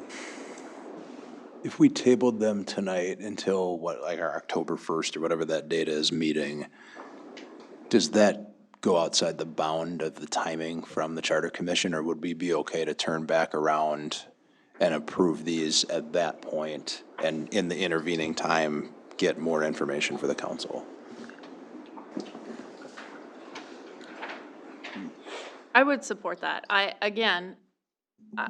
am not against the principle or the actual contents here. I just really wanted to call attention to the transparency. And when I did that as an individual council member, it was not enough to move the needle. So I'm doing it here tonight. On the Park and Rec Board, for all of it. No, for all of it. I was able to attend the Charter Commission. They were very thorough. I mean, it certainly wasn't just a rubber stamp. They asked some really great questions. I thought it was a very thorough process. I appreciated what they were able to get to, especially in light of what the Park and Rec had a couple years ago. Certainly, the politics of the day, I hate to have a mayor come in and think they're gonna have 24-hour police supervision at their house and demand that. So that's a no-brainer. Again, the civil penalties that we're doing, we're just trying to legalize what we're doing. So I do affirm what the Charter Commission went through, because it was very thorough and very thoughtful from them. Well, and I don't think we disagree with that. I think what Ms. Helly's asking for is just a little bit more time to figure out what we're changing here. And do we have time, Mr. Byram? I think he indicated we could table it. Bree, do you have the statutory requirements by chance of what we had to post? Subdivision 7, amendment by ordinance. Upon recommendation of the Charter Commission, the City Council may enact a charter amendment by ordinance. Within 1 month of receiving a recommendation to amend the charter by ordinance, the city must publish notice of the public hearing on the proposed, and the notice must contain the text of the proposed amendment. City Council must hold a public hearing on the proposed charter amendment at least 2 weeks, but not more than 1 month after the notice is published. Within 1 month of the public hearing, the City Council must vote on the proposed charter amendment ordinance. Excuse me. The ordinance is enacted, it receives an affirmative vote of all members of the City Council and is approved by the mayor and published in the case of other ordinances. An ordinance amending a city charter shall not become effective until 90 days after passage and publication, or at such later date as fixed in the ordinance. Within 60 days after passage and publication of such ordinance, a petition requesting a referendum on the ordinance may be filed with the city clerk. The petition must be signed by registered voters equal in numbers to at least 5% of the registered voters in the city or 2,000, whichever is less. If the requisite petition is filed within the prescribed period, the ordinance shall not become effective until it is approved by the voters, as in the case of the charter amendments submitted by the charter commissions to the council or by petition of the voters, except that the council may submit the ordinance at any general or special election held at least 60 days after submission of the petition, or it may reconsider its action in adopting ordinance. As far as practicable, the requirements of subdivision 1 to 3 apply to petitions submitted under this section to an ordinance amending a charter and to filing of such ordinance when approved by the voters. So if we go back to the first section, within 1 month of receiving a recommendation to amend the charter by ordinance, the city must publish a notice. Did you say they received this on August 5th? But we published notice for this. When did we publish notice? That would be the date, wouldn't it? We weren't told it was a public hearing that had to be noticed. So that So we've not even complied with the statute at this point in time. Yeah. So maybe we should table it. Yep. So we can be in compliance and act on it at the next meeting. We'll have to take a look at that. I wouldn't table it, though. I'd continue it if that's an option. Continue, yeah. Whatever's best. Move to continue. Second. Oh, Walla, did you have something? Yeah, I was just gonna comment because something like this, as elected official, when we pass an ordinance or anything before we leave, after we leave here, we have our people from the district, they're coming asking us. So it will be good for us to be informed when we leave this room. So that's why we're asking those questions for clarification, because we don't want to just vote for something that giving within a week. So we need to digest it and then go out there, make an informed decision, and sit down with our people in our ward. So, and then when we come back now, we will, because we don't want to go back with the previous ordinance that has passed and then escalate other drama within the community. That's why we are asking to have more clarification when we have this very important decision. And we'd have to re-engage the charter or just get it posted for public? Well, I'm gonna have to take a look at it because I set this, I hope to have set this on the right course to get before the council and meet all the timelines with having it here. But it may well be that we need to start the process again at the Charter Commission, because we want to follow this. And I don't think anybody at this point in time, believes that these are controversial enough that we need to only choose the path that goes to a ballot. As you heard, if you do pass these at some point, there is always the opportunity for a petition with the right number of signatures on it to pull that back and force you to go. I'm not sure who the constituency is that wants the mayor to run the police department. I can imagine that the constituency that doesn't like the fines to be assessed are those who let their grass grow or store junk in their yards or have other maintenance issues with their homes. But the vast majority of us, then I think, would be supportive of continuing our efforts to clean that up. And the constituency for the park board is the park board, I would think, in large regard.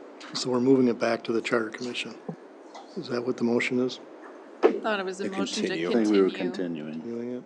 Knowing that I think we're largely supportive of this. I think there are things that we are entrusted as elected members to make a decision on. I don't think this is controversial enough that it's worth putting it to the expense of the taxpayer. I guess if they disagree with it, they're free to vote for somebody else. But I think these are good common sense updates.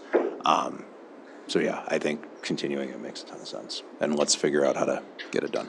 So we have a motion and a second to continue it. All in favor? Aye. Opposed? That's all 3, 6, 7, and 8. Correct. Okay. Moving on to item number 9. Wow, I thought. I motioned it. Yep. Good job. Thank you. Moving on to item number 9, resolution approving the request to change the Director of Administrative Services to Finance Director and redistribute duties to proceed with the job posting. Craig. Thank you, Mayor. Members, as folks know, Mr. Danker has provided the city notice of his retirement after 29 years. With any opening, we take the opportunity to evaluate the position, and this is no exception. The current position holds the title of Director of Administrative Services, Recorder, Finance Director, and Treasurer, as provided in the city charter under 3.16, 3.10, and 3.12. To simplify, in hopes of attracting both internal and external candidates, having the position changed to a finance director is something that I'm bringing forward for your consideration. What's pressing right now would be we'd need your approval in order to do the position posting. This conforms with our peer cities for the most part, as well as Mr. Byram tells me the recorder position in Minnesota is largely unknown, other than county recorder, which is a different type of position. So in the short term, we're just asking for approval to move forward with hiring a finance director. The charter is a bit cumbersome in this regard. We probably would come forward with some changes later, but in order to expedite moving forward with Mr. Dankert's notice, we wanted to get the position posted and this approval from you. Duties would be allocated to different positions. Those of finance would stay with the finance director. In the subsequent item on the agenda, we're trying to narrowly tailor the recorder duties to keep that still being compliant with provisions of the charter. But we would hand the position or the duties to city clerk for attesting ordinances and resolutions, providing oath of office and copies of records. City administrator would sign contracts or he or she's designee and be responsible for IT services. Be happy to answer any questions. Thank you, Craig. Council? Question. We budgeted for replacing this position at a lower step, obviously saving some money, but if we're moving responsibilities and duties around to other people, I'm assuming that their position's going to change and so that their points are going to go up, so anything we saved is gonna be spent on other people? I guess we could send it out for pointing, but I wouldn't expect any changes in other positions. I don't know if Ms. Wakeman has any comments that would see that differently. No? So you've shown us the impact it would have on the Director of Administrative Services position, but you're not showing an impact on city administrator or the city clerk for absorbing these duties, Fiscally speaking? fiscally speaking. We're saying there would be none. Okay. Jason? Yeah, no, I think the direction makes sense to make it a finance director position. I think for somebody like Tom, who started essentially as the finance director and then over almost 30 years has obviously added a lot of responsibilities and knowledge and, historical knowledge, I think it makes sense to have that as a larger position.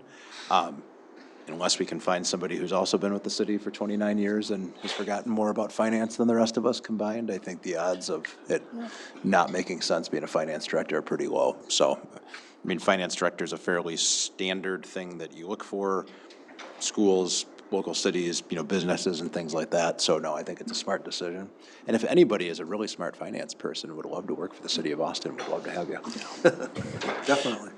All right. Shoes to fill. I want to comment that I'm disappointed that this came straight to the council and was not part of work session where we could have talked a little bit more in depth about it. These are some really important roles in our city.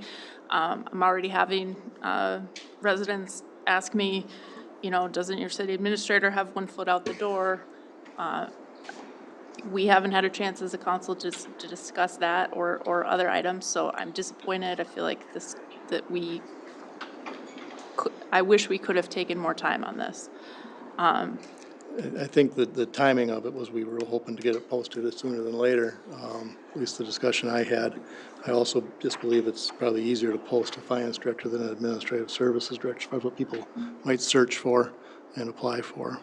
But I'll only didn't go to a work session just because I wanted to get it posted sooner than later.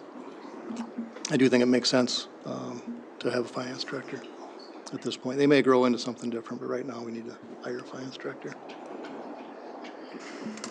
So I would move that we approve. I'll second. Okay, we have a motion and a second to approve it as a finance director. Resolution, Tom? Councilmember Obala. Aye. Fisher. Aye. Waller. Nay. Baskin. Aye. Postma. Aye. Helly. Nay. Councilmember at Large Austin. Aye. Motion passes 5-2, Your Honor. Thank you. Moving on to item number 10 is a resolution approving the reassignment of city recorder duties to the city clerk and city administrator. Craig? Covered those in the previous discussion. Be happy to answer any more questions. That'd be Bree, would be the Does this mean Bree gets her name on the checks, like this to sign it, or is that? oath of office. That still be financed. All right. I would move to approve. A second. Okay, Tom? Councilmember Obala. Aye. Fisher. Aye. Waller. Nay. Baskin. Aye. Postma. Aye. Helly. Aye. Councilmember at Large Austin. Aye. Resolution passes 6-1, Your Honor. Thanks, Thomas. Item number 11 is a motion setting the fall yard waste program from September 20th to November 30th. Stephen? Yes, and during those dates that you mentioned, we'll accept fall yard waste at Creekside Business Park as we do every year. Items that are accepted are leaves, grass, and plants from your gardens or flowers. So with that, we would request council approval. Very good, thank you. Council, looking for a motion? So moved. Second. All in favor? Aye. Opposed? Motion carries. Item number 12 is resolution approving the change order number 9 for the wastewater treatment plant. Stephen? Yes, there has been a change to this from our last work session. We've dropped Work Change Directive 107. Don't have the details of that one worked out with the contractor yet.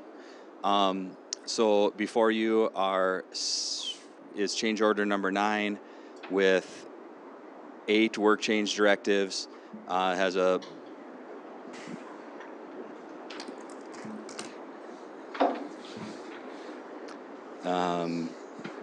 this is not the right backup in the memo or in the material.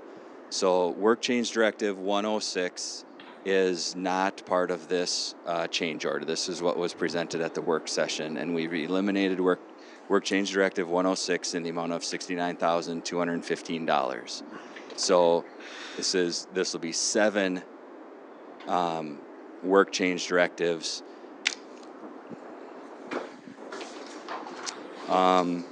And so there will be costs associated with the domestic budget and costs associated with the industrial budget, each of them less the $69,000 for the work change directive that's been deleted. As I mentioned at the work session, the unique thing with this change order is we have the tariffs for the screw press This is the first change order as part of the treatment plant that involves the tariffs, as this piece of equipment came across from the Czech Republic through Canada. And when it came down through Canada, tariffs had been in place. So we are paying $47,311 for tariffs for a piece of equipment, along with the other work change directives that are included. Apologize for that error. If you have any questions, please let me know. Mr. Lang, should we correct the error before we voted on it and approve it? We'll amend the resolution based on your action to remove that from the work order. So we'll just amend the resolution. Okay. Thank you. So looking for a resolution with the amended 69,000. So moved. Second. Tom? Councilmember Obala. Aye. Fisher. Aye. Waller. Aye. Baskin. Aye. Postma. Aye. Hilly. Aye. Councilmember at Large Austin. Aye. Resolution passes 7-0, Your Honor. Thank you, Tom. Item number 13 is a resolution approving a MnDOT Airport Maintenance and Operations Agreement. Stephen? This is a 2-year agreement that is comes up every couple of years with funds that are paid from the FAA to pay for maintenance and operations of items out at the Austin Municipal Airport. They will pay up to 75% of eligible items, or they cap it at $51,289.58 per year. We do spend more than the cap amount at the airport, so the remaining dollars are covered through our airport fund. But this goes towards things like winter snow and ice removal, mowing, pavement maintenance, airfield lighting, and utilities. We spend about $110,000 per year. And again, $51,289 is funded through this grant, so we would recommend approval. This is for fiscal year 2026 and 2027. Thank you, Mr. Lang. Council, any questions for Stephen? So moved. Second. Tom? Councilmember Obala. Aye. Fisher. Aye. Waller. Aye. Baskin. Aye. Postma. Aye. Hilly. Aye. Councilmember at Large Austin. Aye. Resolution passes 7-0, Your Honor. Thank you. Item number 14 is a resolution approving a task order agreement with Stantec. Holly? Mayor and council members, I'm asking the council to pass a resolution approving an agreement with Stantec to a consulting firm to assist the city with an EPA community-wide assessment grant application, and if awarded implementation, there's no cost to the city. I included in your materials an update from May regarding our current community-wide assessment grant, which will be completed the end of this month. It goes into more detail about how the grant was used in our community. It was a $500,000 grant, was very competitive, and the year that we were awarded in 2022, we were the only city in Minnesota to get the EPA community-wide assessment grant.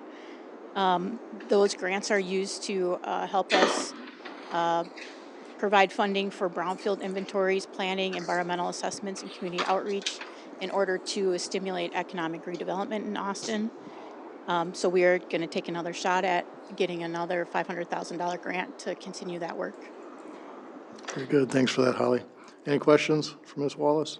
No, Holly, I think this is good work here. I mean, we've been having a lot of conversations on the Port Authority, around some of the properties that we own in terms of like trying to develop. And I know that being able to clean up past environmental damage has been a barrier for being able to get kind of empty parcels with something producing tax revenue on them.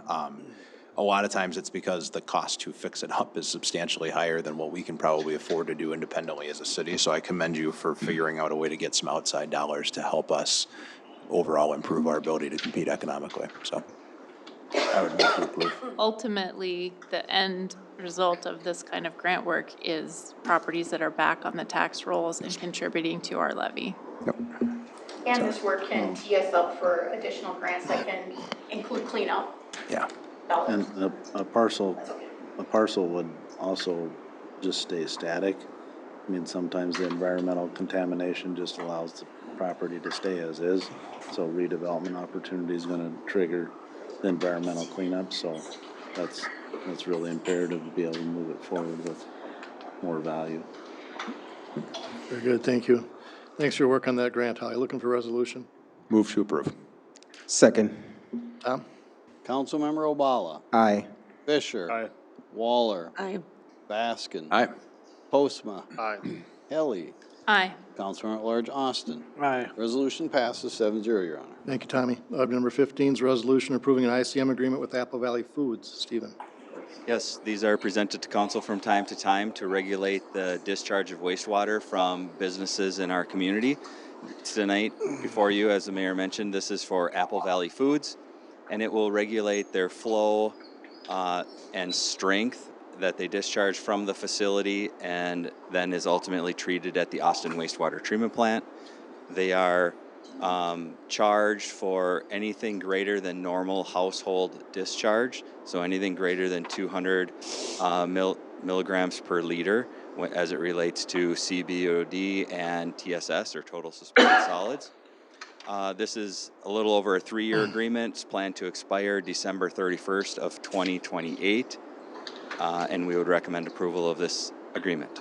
Very good. Thank you, Stephen. Council, any questions, Mr. Lang? So moved. Is there a second? Second. Tom? Councilmember Obala. Aye. Fisher. Aye. Waller. Aye. Baskin. Aye. Postma. Helly. Aye. Councilmember at Large Austin. Aye. Resolution passes 6-0, Your Honor. Thank you. Item number 16 is resolution approving an agreement for the local road improvement program. Grant. Stephen? These next two items are related to the Oakland Avenue First Avenue project, and it's grant funding toward those projects that we were planning for as part of our funding plan for these projects. The effective date of this LRIP grant is upon signatures. The expiration date is December 31st of 2029. We need to have the costs certified by the contractor and pay those out to the contractor before we can request reimbursement. The total grant amount for this LRIP grant is $1.5 million. It's subject to audit, and the authorized representative is myself, the city engineer, to complete these documents. So as part of our funding plan, we have $6,300,000 and almost $34,000 of federal grants. We have $6,145,000 of state grants. This is one of those. And then we have local funds, which will be using our sewer fund and our assessments in the amount of $2,603,000 to fund the total $15 million project. So again, before you tonight is the LRIP grant in the amount of $1,500,000. And Stephen, it's probably fair to say, but I know, we've got a larger audience here tonight, that with Oakland Avenue, so $15 million project, $12.5 million of it coming directly from the federal and the state government, and some of the requirements around the timing on that is why we had to kind of rip things up a little bit later than we'd probably, if it was just entirely up to us, do in a normal year. Is that fair to say? Yeah, that's correct. The federal grants, the first federal grant that we received back in 2020 required us to begin construction in 2025. So to ensure that we met those requirements is why we started the project this year. And at that time of the season, we recognize it's not the perfect time of year to be starting a project at the end of July, but we needed to meet those requirements. Along with also recognize that with the I-90 bridge projects, it wasn't the perfect time to be starting a main arterial road across town, but we were required to meet some of those obligations of the grants. Okay, thank you. Yeah, great. Long way of saying we know it's a pain in the butt too, but it's better than raising the tax levy by $12.5 million to do it ourselves. So good work. Thank you. Looking for resolution for item number 16. So move. Second. Tommy? Councilmember Obala. Aye. Fisher. Aye. Waller. Aye. Baskin. Aye. Postma. Aye. Helly. Aye. Councilmember at Large Austin. Aye. Resolution passes 7-0, Your Honor. Thank you. Item number 17 is resolution approving an agreement for an active transportation grant. Stephen? Yes, all of the same comments related to this item, except it is, as you mentioned, active transportation, and it is a $300,000 grant which will go toward sidewalk improvements along the project. Excellent. Thank you. Council, any questions? Otherwise, looking for resolution. So moved. Second. Tom? Councilmember Obala. Aye. Fisher. Aye. Waller. Aye. Baskin. Aye. Postma. Aye. Helly. Aye.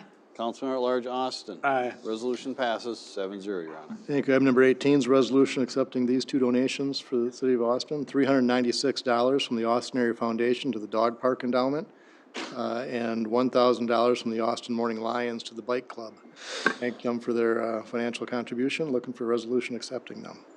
So moved. Second. Tom? Councilmember Obala. Aye. Fisher. Aye. Waller. Aye. Baskin. Aye. Postma. Aye. Helly. Aye. Councilman at Large Austin. Aye. Resolution passes 7-0, Your Honor. Thank you. Item number 19 is a motion granting the Planning and Zoning Department the power to contract for the removal of junk and/or legally stored vehicles at the following location. 19A, the address is 503 8th Ave Southeast, the Wakefield property. Looking for a motion. So moved. Second. All in favor? Aye. Aye. Opposed? Motion carries. On to citizens addressing the council. Are there any citizens here that wish to speak to the council of items that weren't on the agenda? Very good. On to reports and recommendations. Craig? I have nothing. Rebecca? Nothing, Your Honor. Baskey? I just want to say happy homecoming week to Austin Public Schools. Posty? Nothing, Your Honor. Jeff? I just want to say, while we appreciate the work that our boards and commissions do, I think we also have a responsibility as a council to review some of these matters, and I think that's what caused some of the challenges tonight, and so we need to appreciate everybody's role in these matters. Also, I would like to thank all the citizens that showed up tonight. You appreciate your input, and I couldn't have thought of a better group to hang out with on my birthday. Thank you. Happy birthday. Well, happy birthday. Wow. Happy 70th, Jeff. Yes, thank you. Don't feel a day over 64. Laura? I also want to thank the public who came here tonight to engage, as well as many who have contacted me over the last couple weeks. Having that engagement of our residents on important decisions makes us do better work, and I always want to encourage that. It's an open door policy. These conversations are always worth our time as your elected officials. I do also want to comment that this particular season and talking about this particular budget, I have noticed a different tone coming from the public toward elected officials, and it concerns me. We're all human beings up here. We all have full-time jobs. We all have families. Our addresses are public record. This is the first time that I have started to be scared about what might happen to my children or my spouse. And your elected officials absolutely should and absolutely can be challenged about our decisions, but when it turns to name calling and wild accusations of misconduct or illegal activity, I think we're tipping over into a place that is all about scoring cheap points to get your post to go viral on social, and I don't find that aligns with my experience of Austin. So I just would ask folks to take a breath, think about how you're talking about elected officials at every level. We are human beings, and just the general tone of how we talk about and to each other makes a difference. So, thank you. Thank you. Obama? Well, I want to say happy birthday, Councilman. Thank you. I hope you enjoyed during this beautiful budget discussion. I want to echo what Councilwoman said. The citizen, we work for you. You know, without you guys, we don't have a job. You're the one who elected us here.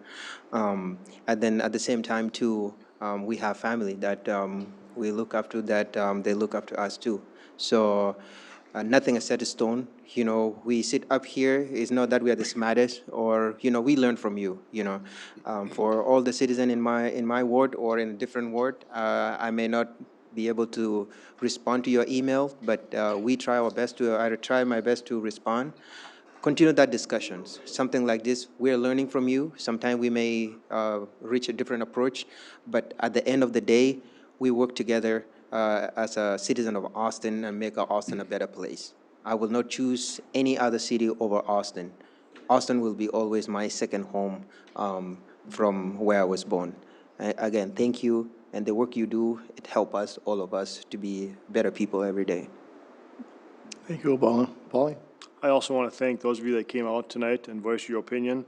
I want to let the employees that are listening, watching, know that it was passed tonight to possibly go to a 7% levy. I, with a good conscience, will not be voting to eliminate any positions in the city. I think we're thin now, and that's not the way to get down to 7%. Thank you, Paul. Happy welcoming week. And I want to recognize Chief McKeegan, our beloved police chief, who has turned in his retirement papers for June 30th, I believe, of 2026.